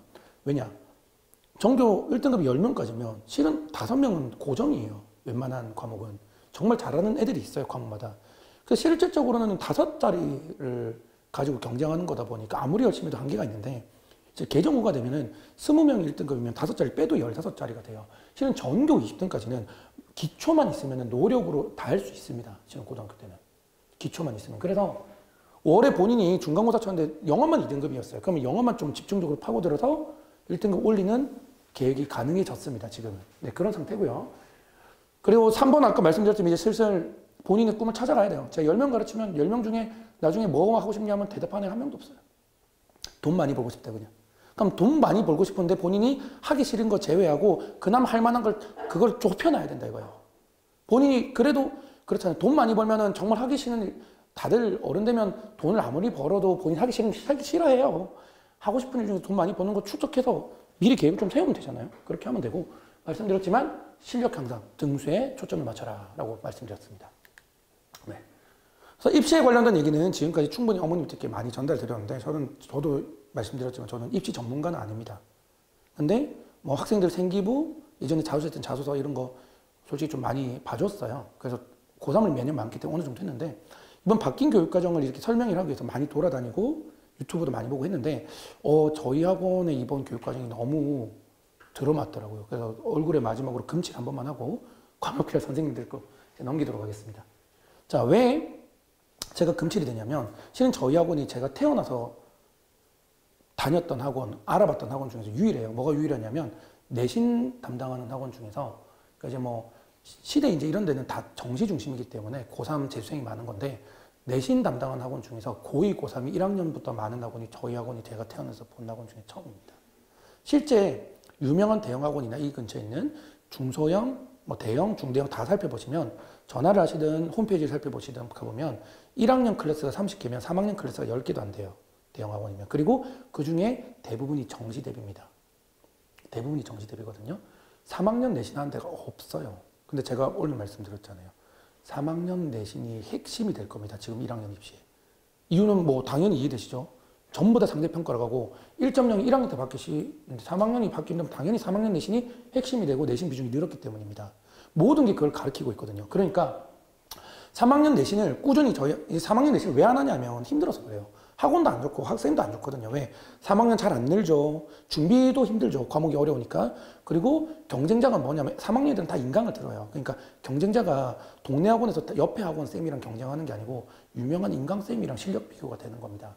그런 여러 가지 측면 때문에 쌤들이 잘 안 하고 대형 학원 가보면 대부분 내신 담당하는 쌤들은 수학은 1학년 2반, 2학년 2반 땡입니다. 그래서 제가 예전에 대치동에서 일할 때 제일 싫었던 게 그거예요. 옆에 있는 쌤들이 지금 1학년 애들을 3학년까지 잘 성적을 이끌어가서 늘릴 생각을 해야 되는데 전부 중학교 3학년에서 1학년 몇 명 오르는지만 관심이 있어요. 제가 좀 실망을 좀 많이 했었거든요. 대치동 갈 때. 다 계속 떨어뜨리는 거예요. 근데 떨어지는 이유는 당연하죠. 정시로 계속 많이 가니까. 근데 이제는 정시로 못 가요. 아예 100% 정시가 없기 때문에 제가 보기에는 인원수가 계속 늘 거예요. 근데 이 노하우를 다른 학원이 고3 내신 포기한 지 엄청 오래됐어요. 거의 5년 이상 됐습니다. 아예 고3을 안 받는 학원도 많아요. 근데 저희가 끝까지 놓치고 지금까지 계속 했거든요. 이게 노하우가 엄청 쌓여 있는 거예요. 어느 정도냐 말씀드리겠습니다. 고등학교 3학년 영어 내신 하는 데가 거의 없어요. 학교별로. 그래서 저희 학원에 다른 학교 정규 1등이 이번에 다 몰렸어요. 그래서 저희 영어과 원장님이 영어고 3학년이 한 명도 없어서 개설을 안 했는데 애들이 몰리니까 개설을 했어요. 5명 가르치는데 전교 1, 2, 3등 다 나왔어요. 네. 제가 지금 250명 가르치거든요. 저는 수업 250명 가르치는데 제 수업 중에 130명이 고3입니다. 자, 마지막에 수준별 수업에서 저희가 이제 정말 잘하는 애들이 많은데 말씀드릴게요. 제가 저희 학원에 제일 많이 오는 학교들이 개성고, 신일고, 창문여고, 영어고인데 개성고, 확통미적, 지금 미적은 아직 점수가 안 나와서 잘 몰라요. 신일고 미적, 확통은 안 치거든요. 신일고는. 영흥고 미적 확통, 그리고 저기 창문여고 미적 확통, 그리고 성신여고, 고대부고, 해화여고. 지금 제가 수학 정규 1등 다 뽑았습니다. 제가 고1, 2, 3에 확통 미적 따로 하면 이번에 가르치는 학교 수가 42개에서 45개거든요. 42개에서 45개인데 지금 최소 15개에서 최대 20개의 수학 정규 1등이 나왔어요. 그 정도로 저희가 고3에 대한 노하우가 좀 충실하고 애들도 지금도 다 하고 있는데 이게 다른 학원에서 제가 보기엔 고3을 다른 학원은 고3을 아예 못 가르치는 수학생도 엄청 많아요. 맨날 고1, 2만 하다 보니. 그런 게 정말 단점이 될 겁니다. 그리고 변하는 교육 과정에 맞출 수 있는 학원. 이건 뭐냐면 제가 이번에 250명 가르쳤다 말씀드렸잖아요. 근데 기아가 절대평가라서 수업을 개설을 안 해요, 잘. 교과서만 보면 되니까. 근데 한 명이 개설을 해달라고 한 거예요. 그래서 제가 수요를 확인했는데 2명이 하겠다네요. 개설해 줬어요. 제가 아침잠만 줄이면 되더라고요. 그리고 저희 영어과 원장님은 재작년에 윈터 했던 제자가 경동고에 강제 입학이 돼버린 거예요. 예, 원래 경동고 가기 싫었는데 정말 쌤을 너무 좋아해서 내신을 깔아달랬어요. 한 명인데 영어과 내신인데 깔아줬는데 지금 2년 내내 그 한 명으로 그 수업하고 있어요. 네, 한 명만 있습니다. 저희가 폐강을 잘 안 합니다. 그래서 솔쌤고 반이 없잖아요, 솔직히. 솔쌤고 반 있는 거 저희 학원밖에 없거든요. 왜냐하면 저희가 폐강 안 할 거 생각하고 그냥 개설한 거예요, 솔직히 말하면. 한 명 있더라도. 저희 설명이 오늘 실은 이제 신청 안 하고 오셔가지고 설명이 한 명 있었거든요. 했어요. 저희 설명에도 한 명으로 다 합니다. 그래서 저희는 그런 게 없으니까 지금 고교학점제 되면 심화 과목이 막 들어가잖아요. 진짜 전교에서 한두 명 듣는 과목도 생길 수 있을 거거든요. 그거 들을 수 있는 학원이 없을 거라 이거예요, 주변에서. 저희 그거 요청하면은 물리적인 한계만 없으면 합니다. 그래서 그런 노하우도 계속 있고요. 그래서 기하 말씀드렸잖아요. 기하 수업 못하는 쌤 되게 많습니다. 안 하는 쌤들이 많아가지고. 세 번째, 말씀드렸지만 솔생고 학교별 반 없잖아요, 주변에. 저희가 이거 계속 하거든요. 고3은 학교별 반 내신이 없어요, 다른 학원 가면. 고3 영어 전부 수능 특강이라는 핑계 대고 전부 수능 특강으로 통합반으로 수업합니다, 다른 학원. 네, 저희는 통합반이 없는 건 아니지만 개성고 3학년, 영흥고 3학년, 창문여고 3학년 이렇게 조금 그냥 아예 하는 학들이 있습니다. 저희 솔생고 2학년도 지금 영어쌤 계시기 때문에 하고 계시죠. 그래서 이런 게 전부 저희 학원이 엄청 유리하다는 걸 저는 느끼고 금치를 지금 하고 있습니다. 그래서 좀 안타까운 거는 저희가 중등관이 있는데 중등관을 좀 푸시를 하진 않거든요. 왜냐면 중등은 그냥 다녔던 애들 동생들만 다니라 해서 중등이 그렇게 크진 않는데 저희 이 학생들이 어쨌든 중학교 3학년이 별로 없으니까 고등학교 1학년들 애들이 많이 안 넘어와서 좀 적은 것도 있어요. 이 학생들이 이제 다른 학원에 다니다가 다른 대형 학원은 중학교에서 고등학교 올라온 애들 많이 데리고 왔다가 얘가 이제 그 고등학교 올라왔는데 수험을 치니까 불만족스러워서 중간고사 끝나고 이번에 또는 기말 끝나고 1학년 끝나고 2학년 끝나고 저희 학원 넘어와서 계속 있는 거예요. 만족을 해서. 그래서 고2, 고3이 많은 거기도 하거든요. 그런 거 보면 좀 안타까운 게 우리도 중학교를 좀 케어를 해서 그때부터 좀 잘 가르치면 얘들이 중학교 때 대형학원에서 배우고 와서 못하는 이유를 저는 알아요. 처음 배울 때 잘 배워야 되는데 처음 배울 때 잘못 배워서 그래요. 이렇게 하지 말고 우리가 얘들을 일찍부터 케어했으면 훨씬 괜찮을 것 같아서 지금 저희가 이번 7월부터 중학교 수학부터 시작해서 전체 과정을 리뉴얼을 합니다. 아예 커리큘럼을 단기로 뭐 7월부터 8월까지 뭐 이런 거 안 하고요. 3년치 커리큘럼 그냥 완벽하게 좀 구성을 해서 지금 들어갈 생각을 하고 모든 고등부 수학생이 한 과목씩 들어가기로 했어요. 그것 때문에. 왜냐면 처음 가르칠 때 잘 가르쳐야 된다는 걸 그걸 못 들어. 그래서 그거에 대한 설명회를 또 있을 건데 혹시라도 동생들 있으면 한번 들어보시면 될 것 같고요. 뭐 주변에 소개해 주셔도 괜찮고요. 그래서 어쨌든 학원에 제 얼굴에 금치를 했는데 정말 보시면 알겠지만 고3 내신이 엄청 중요하고 그 다음에 고2 내신, 고1 내신은 실은 생각보다 평균 등급이 중요하지 않다. 꼭 기억해 두시고 실력 형성에 초점을 맞추시기 바라고요. 믿고 맡겨주시면 저희가 한번 잘 진행해 볼 수 있도록 해보겠습니다. 솔생고 1학년 수학을 담당하신 김성수 선생님 모시고 이번 중간고사 분석과 기말고사 어떻게 대안해야 되는지 한번 안내받도록 하겠습니다. 박수로 맞이해 주시기 바랍니다. 네.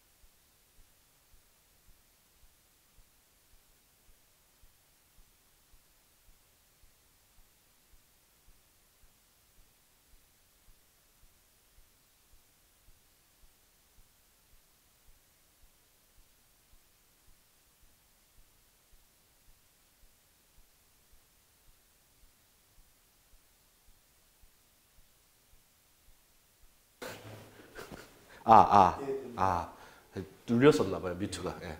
그래서 객관식이 18문항, 서답형이 3문항으로 나왔는데 실제로 문제들 중에서 이제 여기 옆에 조그맣게 나와서 잘 안 보이시겠지만 여기 13번 문항, 그리고 18번 문항, 그리고 서답형 2번, 서답형 3번 같은 경우에는 실제로 모의고사 기출이었는데 모의고사 기출 중에서도 보시면 뭐 13번 문항 같은 경우에 그나마 좀 앞쪽 문항이어서 크게 어렵진 않은 문항이었지만 이제 뒤쪽 17번 같은 경우 그리고 서답형 2번, 3번 같은 경우에는 흔히 말하는 이제 준킬러 문항 정도로 느껴질 정도로 이제 난이도가 좀 있는 문항이었다라는 걸 알 수 있었습니다. 그러다 보니까 이제 작년 같은 경우에는 저도 이제 솔셈고 1학년 문제를 풀어봤었지만 처음 풀어봤을 때는 시간이 이거 거의 간당하게 끝나겠는데 이제 이것도 기준에 따라 다를 수 있습니다. 이게 뭐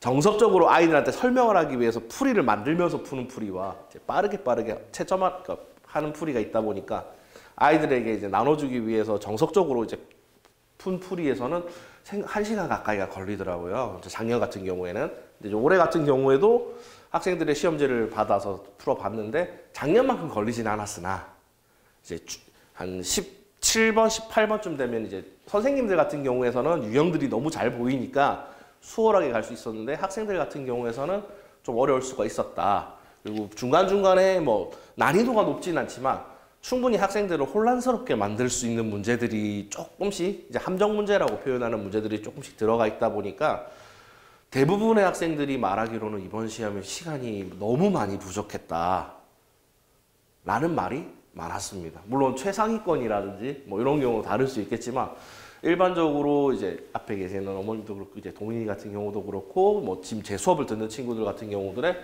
대부분이 이제 시간이 너무 부족하더라. 그리고 이제 건우 선생님 앞에 원장님 대표님께서 수업하시는 친구들도 이제 시간이 좀 부족했다라는 평들이 있어서 지금 3월 모의고사 기준으로 학교에서 예측한 1등급 컷은 한 60점대 초반 정도 혹은 중반 정도였으나 이제 어느 정도 지금 성적이 나온 상태에서는 제가 한번 학생들한테 이제 물어봤더니 학교에서는 이제 72점 정도를 1등급 컷으로 바라보고 있다 라고는 하는데 그게 조금 의아하긴 했었습니다. 제가 봤을 때는 그래도 한 60점 초중반이 1등급 컷이 될 거라고 예상을 했었는데 시험 난이도를 봤을 때 70점이 넘어간다라고 해서 조금 올해 솔셈고 학생들이 좀 실력이 좋구나라고 살짝 판단을 하는 계기가 될 수가 있었습니다. 그래서 문제들의 유형들과 이제 지금 요번 중간고사에 대한 이야기들은 뭐 다음번 문제들을 보면 이제 유사 문제들입니다. 뭐 중간고사 문제에서 나왔었던 문항들이 거의 모의고사 문제에서 숫자만 요 문제 같은 경우는 거의 숫자만 바꾼 정도였고 두 번째 문항도 이제 형태는 좀 다르지만 한 80% 이상 동일한 문제들이 존재하고 있었고요. 이제 서답형 3번 같은 경우고 서답형 3번 같은 경우도 이제 생각보다 꽤 많이 그러니까 시간이 부족하다 보니까 서답형은 틀리는 경우들이 굉장히 많습니다. 그리고 또 유사했던 문제가 서답형 2번 같은 경우도 지금 뭐 그래프의 모양은 다르지만 이제 교점을 이용한 넓이를 구한다는 뭐 비슷한 유형들이 이제 모의고사에서도 존재했고 실제로 뭐 서답형 2번은 넓이를 구한다는 문제들은 생각보다 적지만 그 두 근을 이용해서 뭐 근과 계수와의 관계 이용한 문제들은 교과서에서도 있고 기본 문제집에서도 너무 많기 때문에 온 게 아닌가라는 생각을 하고 있습니다. 그래서 요 정도가 이제 모의고사 문제들에서 파생된 이제 너무 많이 다른 느낌보다는 최대한 유사한 문제 느낌으로 뭐 숫자 변형 느낌으로 만들어진 게 요런 느낌이라고 볼 수 있고요. 그래서 이제 솔셈고 같은 경우 이제 기말고사를 어떻게 대비할지에 대해서도 생각을 많이 했는데 이제 중간고사 아마 결과에 따라서 다를 것 같아요. 작년 같은 경우도 그랬지만 작년에 중간고사가 너무 어려웠었다 보니까 기말고사가 꽤 많이 쉽게 나왔었습니다. 근데 아까 말씀드렸듯이 1등급 컷이 지금 뭐 60점대가 나오느냐 최종으로 70점대가 나오느냐에 따라서 아마 그 기말고사의 문제가 아마 여기 적어놨지만 또 좀 다소 오를 수도 있고 작년에 비해 그리고 작년과 비슷하게 나올 수도 있다고는 보는데 일단 작년보다 쉽게 나오지는 않을 것 같습니다. 그렇기 때문에 우리가 해야 될 파트들은 이제 마지막에 하는 이제 중간과 유사한 문제 수가 나올 거기 때문에 이제 시간 압박이 많이 들어갈 거예요. 시간 압박이 많이 들어가는 것을 해결할 수 있는 방법은 다양한 유형들을 습득을 하면서 이제 문제마다 잘 적용을 시킬 수 있어야 이제 시간 단축을 시킬 수 있기 때문에 단순한 뭐 계산을 많이 한다라는 문제들보다는 다양한 유형을 원활히 사용할 수 있는 방식의 수업을 진행을 할 예정이고요. 그래서 방금 이어간 과정으로 이제 두 번째와 세 번째가 이제 비슷한, 마지막에 말씀드렸던 것과 비슷한데, 너무 이제 시험 대비를 하다 보면 많이 일어나는 일들 중에 하나가 꼭 저뿐만 아니고 뭐 다른 학생들도 그렇고 문제들을 준비해 주다 보면 이제 난이도가 쉬운 문제들은 학생들이 항상 잘 푸는데 어려운 문제들은 항상 잘 못 푸는, 너무 당연한 이야기지 않습니까? 근데 학생들은 푼 것들만 계속 반복해서 푸는 성향들이 항상 존재합니다. 왜? 내가 풀 수 있으니까. 그러니까 너무 자연스럽게 문제를 보고 푸는 것만 풀고 틀린 것들을 이제 받아들이지 않는다는 것도 뭐 여러 가지 방향성이 있겠지만 대부분은 질문을 하고 설명을 들으면 반복 학습을 안 하는 경우들이 너무 많습니다. 그래서 이번에도 제가 구두로만 많이 얘기를 학생들한테 무조건 다시 풀어봐야 된다, 다시 풀어봐야 된다는 걸 꾸준히 강조를 하지만 결국에 이제 아이들이 풀어온 모습을 보면 다 동그라미 맞는 문제들만 많이 풀어오는 모습을 뭐 가져오다 보니까 제가 이번에 이제 기말고사 때 되면은 아마 수업 들으신 분들 기준으로 더 말씀드리면 이제 오답노트를 아예 만들어서 이제 오답노트를 체계적으로 조금 더 진행할 수 있도록 하는 방향을 이제 모색하고 있습니다. 일단 그래서 이제 그 부분들에 있어서 이제 항상 이 두 번째 내용인 아는 것보다 모르는 것을 채워 넣는 게 배경이 돼야 된다라는 거. 그리고 학생들한테도 꾸준히 이제 그 부분에 있어서 아는 문제는 뭐 언제든 풀어도 풀 수 있다. 하지만 모르는 문제를 풀 수 있는 게 능력이다. 라는 의미로 사실 그래서 이 부분에 있어서도 저도 이제 중간고사 같은 경우 이전에도 타협을 보지 않았던 게 사실상 이제 솔셈고 수업을 하면서 이제 교재가 너무 어렵다. 뭐 이런 얘기들을 조금 많이 나왔었거든요, 이번에. 근데도 이제 제가 오히려 학생들한테 제가 저희 수학관에서 소수정의 수업을 하는데 그 수업을 좀 추가적으로 들어와라. 내가 아이들이 비는 시간들이 있으면 추가적으로 들어오면 내가 추가적으로 더 봐주겠다. 하지만 난이도 조절은 하지 않겠다.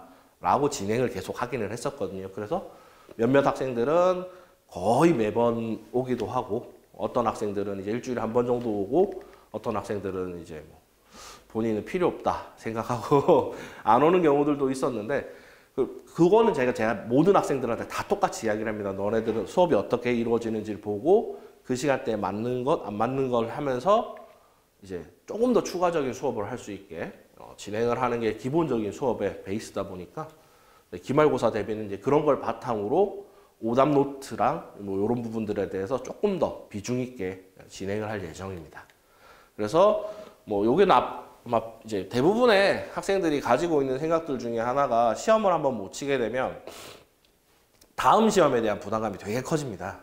뭐 그리고 부모님 입장에서도 그렇겠지만 학생들 입장에서도 다음 시험은 꼭 잘 쳐야지라는 마인드가 생기기 때문에 이번 시험 망했다, 뭐 아쉬운 부분이 뭘까, 그다음 기말고사는 잘 볼 거야라는 생각이 때문에 그게 결국에는 부담감으로 오게 됩니다. 그래서 앞쪽에 말했었던 이 회복 탄력성과 이제 연관이 되어서 그 부담감을 줄이는 훈련도 저는 항상 계속하면서 학생들한테 이제 꾸준히 수학이 접근이 편하다, 왜 편한지 뭐 그런 부분들에 있어서 부담감을 줄여주려고 부단히 노력은 하고 있는데 학생들이 개인적으로 심적으로 이제 대학과 이제 내신으로 많이 대학을 가다 보니까 시험 하나하나당 부담감을 많이 느끼기 때문에 특히 수학 같은 경우가 그래서 시험을 칠 때마다 한 번 못 쳤던 친구들은 그 전 부담감 때문에 또 힘들어지고 그 부담감이 쌓이다 보니까 힘들어지는 경우가 많기 때문에 이제 그런 부분에 있어서 학생들하고는 멘탈 관리는 제가 뭐 한 달에 한 번 정도씩은 이제 크게 상담식으로 혹은 뭐 약간 CS 수업처럼 이제 추가적으로 수업을 하면서 한 번좀 필요하겠다 싶을 때는 한 번씩 하고 그러면서 이제 마인드 컨트롤을 계속 할 수 있게 준비를 시키고는 있습니다. 자, 그래서 저희 수업 같은 경우는 뭐 이제 목요일과 일요일로 6시부터 10시까지 진행이 되고요. 그리고 수업 같은 경우는 보통 3시간에 1시간 확인학습, 데일리 테스트를 보는데 이제 시험 기간이 다가오면 데일리 테스트를 보지 않기 때문에 뭐 굳이 추가적으로 들어가는 내용들은 없고, 그리고 학생들 여기 학부모와 학생 카톡방 개설이라는 게 이제 데일리 테스트를 매번 칠 때마다 공유하고요. 그리고 수업 전 같은 경우에 저는 보통 저희가 6시에 시작이라고 되어 있는데 보통 4시에서 4시 반 정도 되면 여기 도착하겠습니다. 그래서 학생들한테 1시간 정도는 최소한 일찍 나오라 그래서 목요일 같은 경우는 보통 5시부터 10시까지 수업을 진행을 하고요. 그리고 뭐 수업 시간 외에 24시간 카톡 질문 같은 경우도 학생들이 이제 몇몇 학생이 있는데 동인이는 아닙니다. 카톡으로 질문을 되게 많이 보내요. 그러면 저는 이제 그걸 다 질문지로 만들어서 이제 풀이를 다 해서 보내주고 있는데, 나중에는 추후에는 이제 그런 부분들을 오히려 영상으로 찍어서 조금 더 학생들이 받아들이기 편하게 아마 만들 예정입니다. 근데 지금은 이제 카톡으로 거의 24시간 다 받아주고 있습니다. 그래서 이상 기본적인 안내는 드렸고요. 혹시 궁금한 점 있으시면 Q&A 진행하도록 하겠습니다. 없으십니까? 그럼 감사합니다.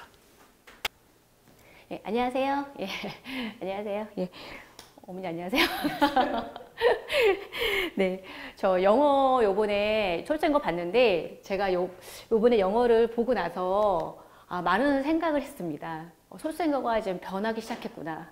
예, 그러니까 아이들이 요번에 좀 똑똑한 애들이 많이 들어왔다는 생각을 하셨는지 요번에 솔선고 영어는 기존에 제가 봤던 영어하고는 달랐습니다.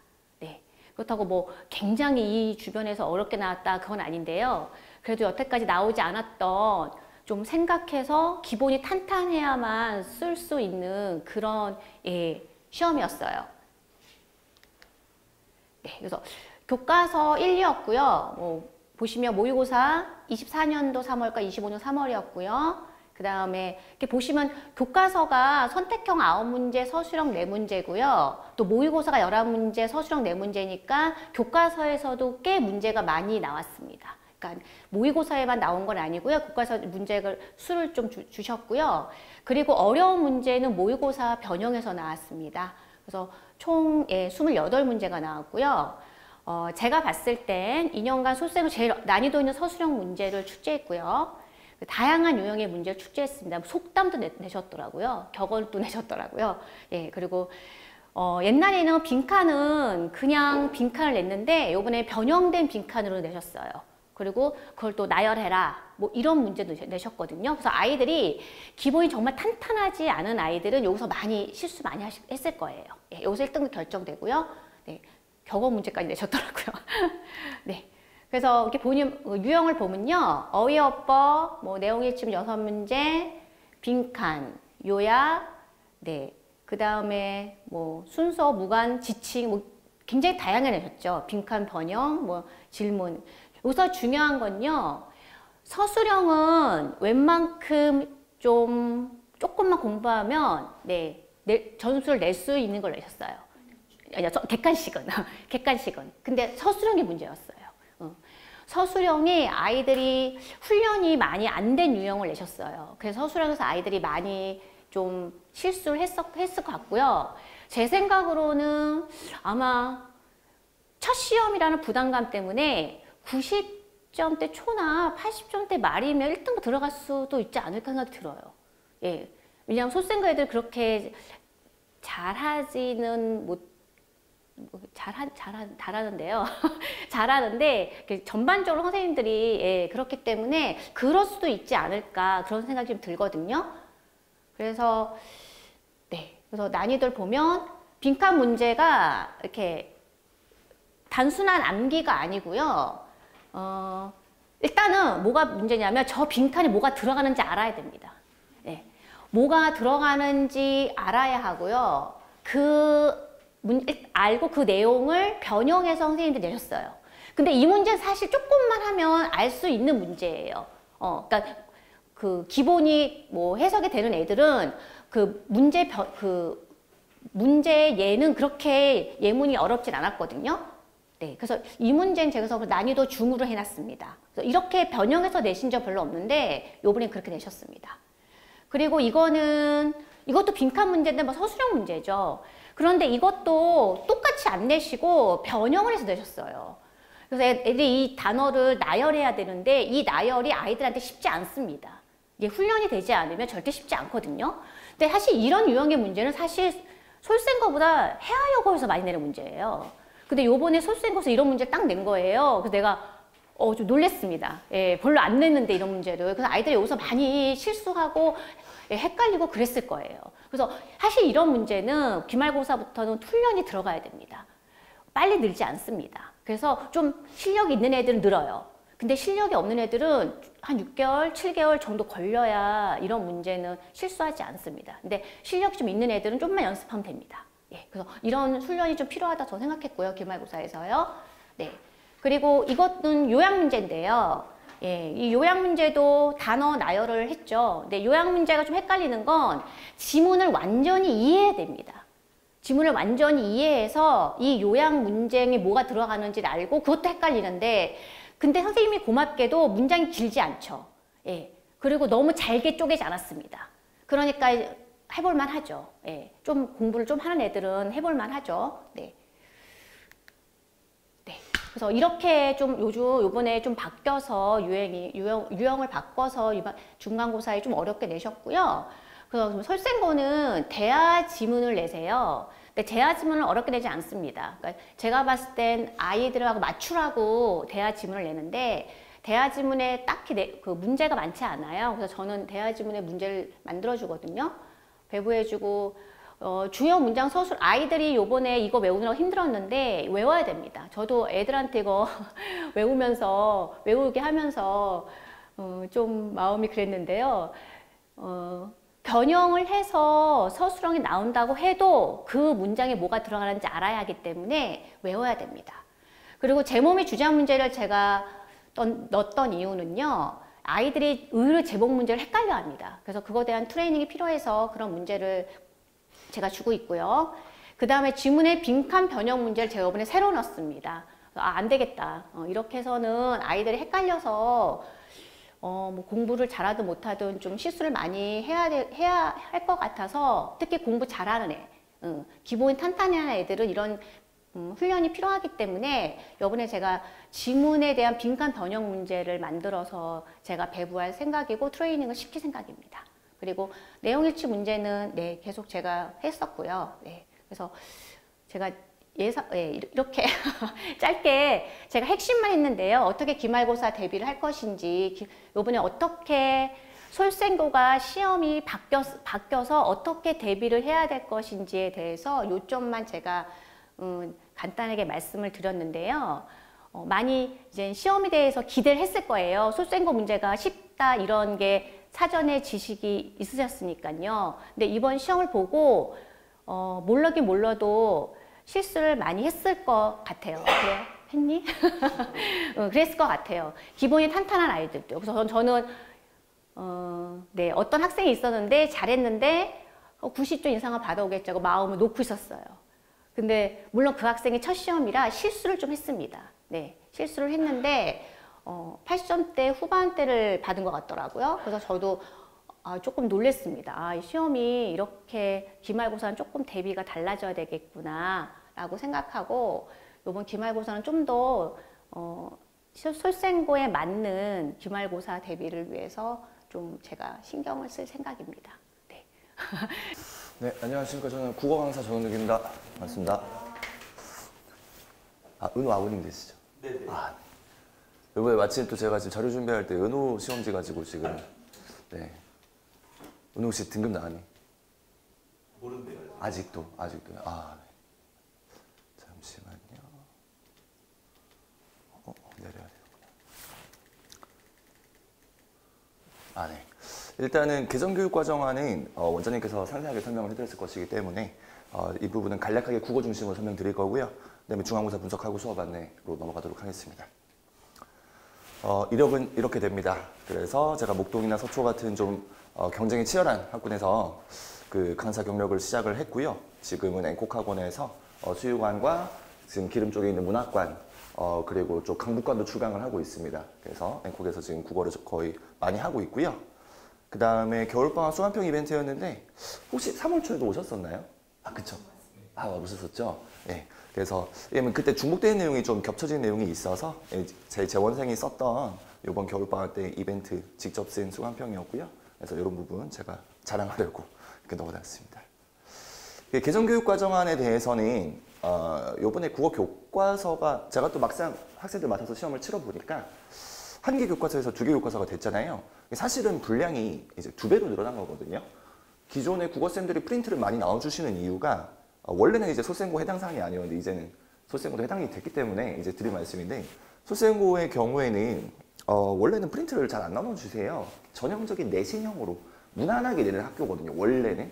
근데 이제 이번 1학년부터는 달라졌는데 교과서 분량이 2배로 늘었기 때문에 선생님들의 선택의 폭이 넓어지면서 프린트가 좀 줄어들지 않을까 하는 기대도 있었는데 아니나 다를까 역시나 다른 학교 포함해서 프린트가 여전히 더 많이 나오는 경향이 있어요. 그래서 시험 범위가 결과적으로 굉장히 늘어버렸고 난이도가 올라가 버렸습니다. 그래서 지금 개정교육과정 안에서는 첫 국어시험이 이런 상태였고요. 솔생고뿐만 아니라 다른 학교도 마찬가지였습니다. 그리고 장기적으로 보았을 때는 수능에서 선택 과목이 폐지가 됐기 때문에 기존에는 화법과 작문을 선택을 할 수가 있었어요. 화작을 선택하면 어떤 장점이 있느냐. 문법을 피해갈 수 있었거든요. 근데 이제는 문법을 피해갈 수가 없고 화작 언매가 통합이 됐기 때문에 무조건 수능에서 그 문법을 봐야 됩니다. 그러다 보니 1학년 때부터 체계적으로 문법을 공부해야 될 필요성이 강해졌고 따라서 이 문법 실력이라는 게 1학년 내신 때부터 지금 초생고도 1학년 1학기 중간고사 때부터 꽤 어려운 수준으로 나왔거든요. 문법만 놓고 보면은 인근에 있는 개성고보다 더 어렵게 나왔어요. 그래서 이런 문법이 내신부터 수능까지 지속적으로 크게 영향을 끼칠 겁니다. 그래서 이런 부분이 아무래도 개정교육과정 안에서는 중요한 점이 될 것 같습니다. 그래서 이 부분에 대해서 다시 한번 간략하게 설명을 드리면 제가 3월 초에도 설명을 드렸던 내용이긴 한데 여기서 화법과 작문, 언어와 매체로 분리가 되어 있잖아요. 이게 수능 선택 과목으로도 이어지거든요. 그런데 여기서 작문과 매체가 없어졌습니다. 이 화법과 언어로 통합이 됐어요. 그러면은 이게 화법과 언어, 이 언어가 문법입니다. 그래서 이것이 이제 반드시 피해갈 수 없는 과목으로 이제 정해졌고요. 소수행고등학교 중간고사 분석으로 이제 바로 넘어가도록 하겠습니다. 선택형이 34문항이었어요. 34문항이라는 거 숫자 자체도 예를 들면은 인근에 있는 영훈고 친구들 보면은 영훈고는 20문제가 나왔습니다. 20문항이 나왔고 개성고 29문항입니다. 솔생고 34문항 인근 학교 중 제일 많아요. 제가 맡은 학교 중 기준으로 일단 제일 많이 나왔고 난이도도 꽤 있는 편이었습니다. 그래서 영훈고 같은 경우는 100점인 학생들이 꽤 있는데 솔생고는 제가 알기로 100점은 거의 없을 것 같아요. 이번 시험 때 100점 없을 것 같습니다. 제 예상으로는. 그리고 그래서 일단은 시험지를 좀 구체적으로 보시면은 문학 같은 경우에는 17문항이 나왔는데 문학이 좀 중점적으로 34 중에 딱 절반이 문학이죠.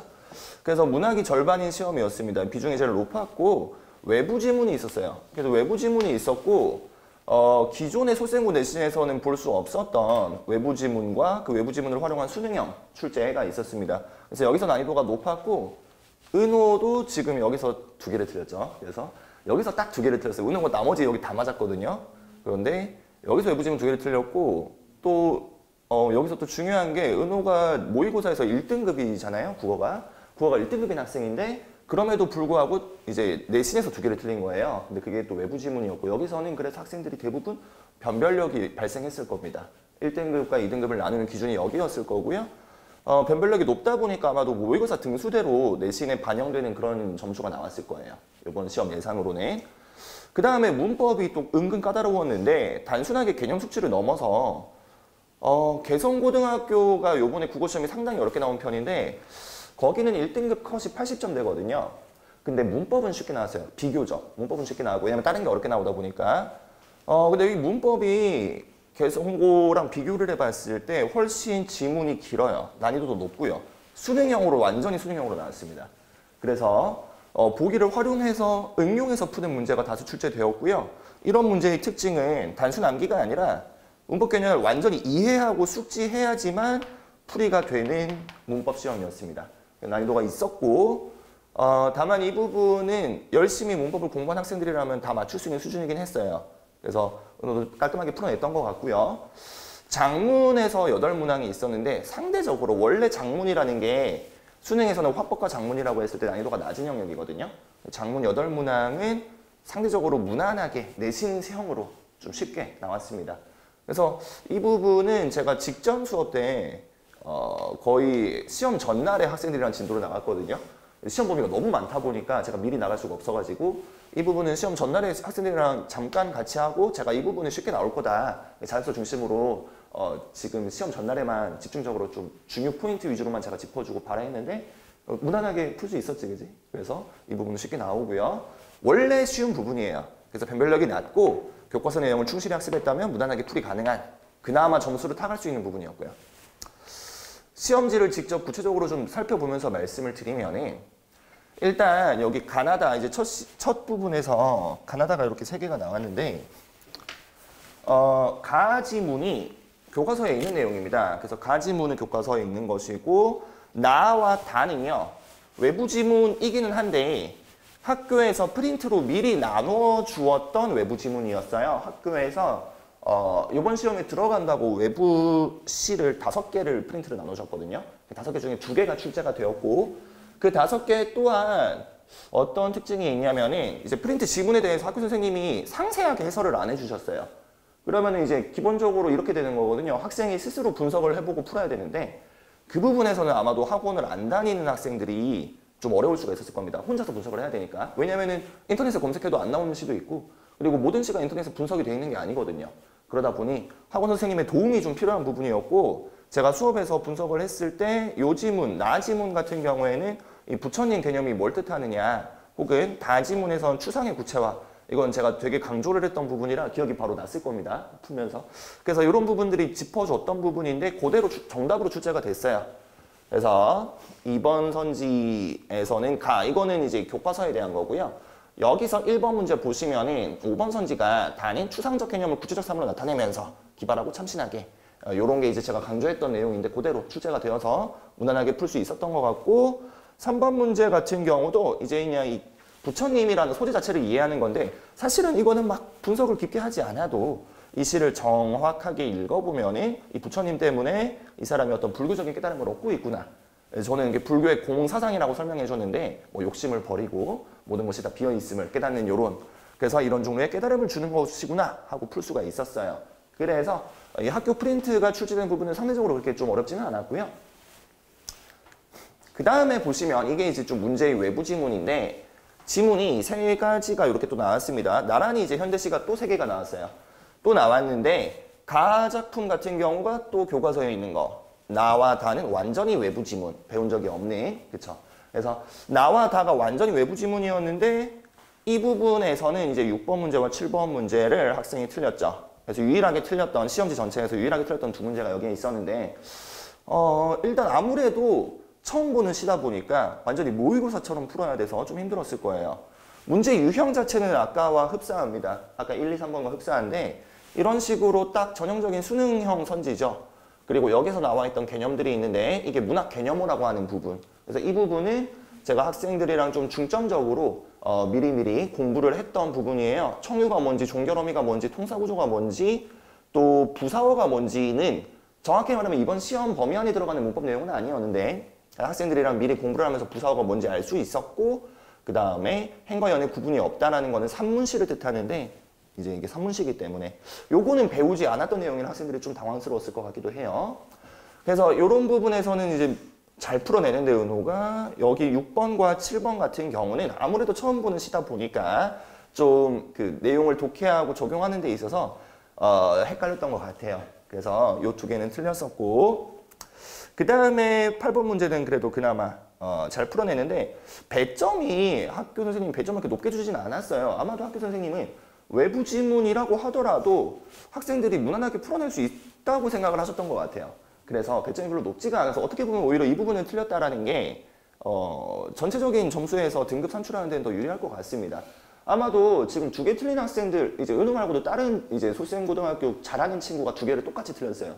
그래서 제가 확실한 거는 2개 틀린 친구들이면은 1등급이 확실하고 이게 제가 학생들한테 이거는 1등급일 거다라고 말할 때도 제가 그 작년 기준으로 생각하고 있었거든요. 작년 기준 상위 4% 기준으로 1등급일 거다라고 말을 했는데 지금은 또 10%로 바뀌었잖아요. 10% 기준으로는 제가 봤을 때는 한 3개, 4개까지도 떨어질 수 있습니다. 등급 컷이요. 그래서 2개면은 확실한 기준이 될 것이고요. 그러다 보니 이 부분이 아까 제가 말씀드렸던 대로 잘하는 학생인데 그래서 오답이 여기서 나왔었다. 1등급 판별한 요소가 됐을 것이다 라는 내용이고요. 그 다음 부분은 현대소설입니다. 현대소설이고 이 부분은 태평천하라는 작품인데 아무래도 외부 지문이 출제됐던 거에 비하면은 상대적으로는 무난하지만 역시 만만하진 않았어요. 예를 들면 보기 같은 활용 문제, 수능형 문제가 반드시 또 들어가 있었고요.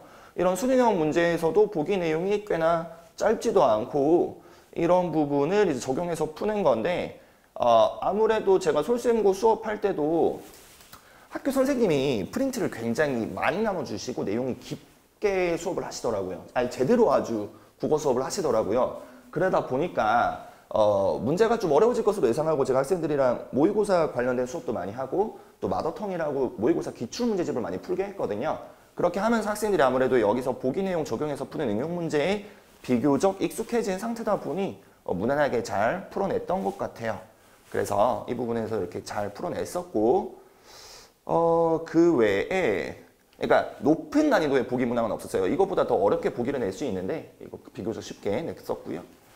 그 다음은 고전 소설인데 고전 소설 같은 경우에는 이제 학교 프린트에서 원래는 또 범위에 없는 교과서에 없는 고전 소설을 이생규장전을 프린트로 나눠주시고 수업하시고 출제를 하셨는데 비교적 이것도 내용이 그렇게 어렵지는 않았어요. 다만 이 부분은 교과서에 없고 하다 보니까 학생들이 학원을 안 다니는 친구들이 이것만 수업만 학교 수업만 듣고 풀어내기에는 조금은 어려울 수도 있었다. 근데 다만 이 부분은 학원에서는 변형 문제도 막 나눠주고 추가 분석도 이제 수업을 한 번 더 하고 하다 보니까 그런 상태에서는 쉽게 풀 수 있는 문제들이었어요. 그래서 지금 다 제대로 잘 풀어냈고요. 결과적으로는 이제 기말고사 대비는 그러면 어떻게 되느냐? 솔쌤고의 경우에 기존 출제 방향성이 전형적인 내신형 출제였었는데요. 이번에는 1학년 학교 선생님이 국어 선생님이 제가 지금 보니까 또 제가 담당하고 있는 모든 학교 국어 선생님, 1학년 국어 선생님들 중에 제일 프린트 기준으로 제일 제대로 수업을 하세요. 아주 제대로 깊게 수업을 하세요. 그래서 이 선생님의 경우에는 인근 학교 중에 가장 많은 프린트도 내주셨고 굉장히 깊이 있는 수업을 하고 계시기 때문에 제 생각에는 이 난이도가 유지될 겁니다. 계속 쭉 유지될 가능성이 높고 기말고사는 물론 2학기 국어 시험도 프린트 중심으로 높은 난이도를 유지할 거예요. 막 이걸로 막 아니 왜 이렇게 내신이 어렵냐 하는 뭐 클레임이 생기지 않는 이상은 그냥 이 상태로 쭉 갈 것 같고요. 따라서 이제 내신형 암기가 아니라 수능형으로 분석 능력을 키우는 공부를 해야 되고 만약에 뭐 솔쌤고를 이제 내신을 노리고 들어온 학생들이 있다고 하더라도 어차피 수능은 봐야 되고 적절한 수능 공부는 필요한데 제 생각에는 잘 된 것 같아요. 이런 식으로 내신 준비하면 수능도 잡고 내신도 잡고 그러니까 최상위권 학생들한테는 유리합니다. 이게. 예, 그래서 오히려 장기적으로 봤을 땐 시간이 더 절약되는 효과가 있을 것 같고요. 그래서 어쨌거나 솔쌤고는 기존 내신 대비와 다르게 이제는 솔쌤고 학생들도 수능형으로 준비를 해야 된다. 그래야 내신도 준비를 할 수가 있다라는 말씀을 드릴 겁니다. 이제 제가 뭐 제 개인적인 홍보로 좀 더 넘어가서 연결지어 말씀을 드리면은 제가 지금 성과가 잘 나오는 학교들의 공통점이 뭐냐면요. 개성고랑 영흥고의 특징이 있는데 제가 작년부터 이제 이 학원에서 수업을 했어요. 근데 개성고랑 영흥고가 특히 이제 성과가 좋았거든요. 제가 수많은 학교를 담당했지만 그 중에서 성과가 제일 좋았던 학교들인데 제 생각에는 이 학교들의 공통점이 무엇이냐 하면은 개성고와 영흥고는 외부 지문이 적극적으로 많이 나오는 학교입니다. 예, 수능형으로 나와요. 그래서 이 학교들 같은 경우에는 제가 이제 학교를 담당했을 때 저도 수업 방침이 단순히 내신형 암기가 아니라 최대한 모의고사도 많이 풀고 좀 깊이 있게 그래서 국어 실력 자체를 키우는 그 공부를 많이 하려고 노력을 하는데 그러다 보니 재원생들의 성과가 많이 나오는 학교들이 내신도 그렇게 나오는 학교들이 잘 나왔어요. 그래서 저도 솔쌤고도 요번에 2개 틀린 학생들이 지금 점수 100점까지 봐야 알겠지만은 1개 틀린 친구도 있을 수도 있을 것 같아서 아주 어쨌든 전교 1등 기대하고 있습니다. 근데 해화여고는 이제 이제 바로 옆에 있는 지금 해화여고 학생들 같은 경우에는 전교 1등이 나왔어요, 이번에. 그래서 이 학교는 전형적인 내신형 출제를 했음에도 불구하고 만점자가 없었고 96점이 최고점이라고 이제 국어 선생님께서 수업 시간에 알려줬대요. 근데 마침 또 제가 이제 가르치는 학생 중에 96점이 있어서 이제 전교 1등이 이제 확정이 됐고, 이런 식으로 지금 성과가 나오고 있습니다. 그래서 아직 더 지켜봐야 알겠지만 출생고에서도 아마 전교 1등 나올 수 있을 것 같고요. 이제 중위권에서도 4등급에서 2등급으로 오르는 친구들이 상당히 많이 있어요. 지금 제가 고3 수업을 하는데 고3들이 제 제자 중에서는 제일 많거든요. 오히려 1학년보다. 그래서 오히려 이제 그 학생들이 다니면서 더 늘어나는 경향이 있는데, 제 수업 같은 경우에는 이렇게 원래 공부를 거의 안 하던 친구들도 수업을 꾸준히 듣다가 이번에 많이 오르고 있어요. 고3인데도 지금 계속 조금씩 오르고 있거든요.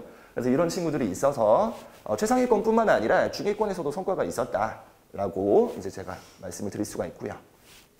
결석자 보강 관련된 내용인데요. 이제 결석이나 아니면은 또 이런 친구도 있어요. 개성고 2학년 수강생인 제가 한 번도 본 적이 없는데 뭐 말씀드렸던 내용이지만, 그래서 계속 이렇게 성과가 있었고 인강처럼 계속 수강을 하고 있고, 고등학교 3학년인데 지금도 듣고 있어요. 인터넷 강의를처럼 제 고3 수업을.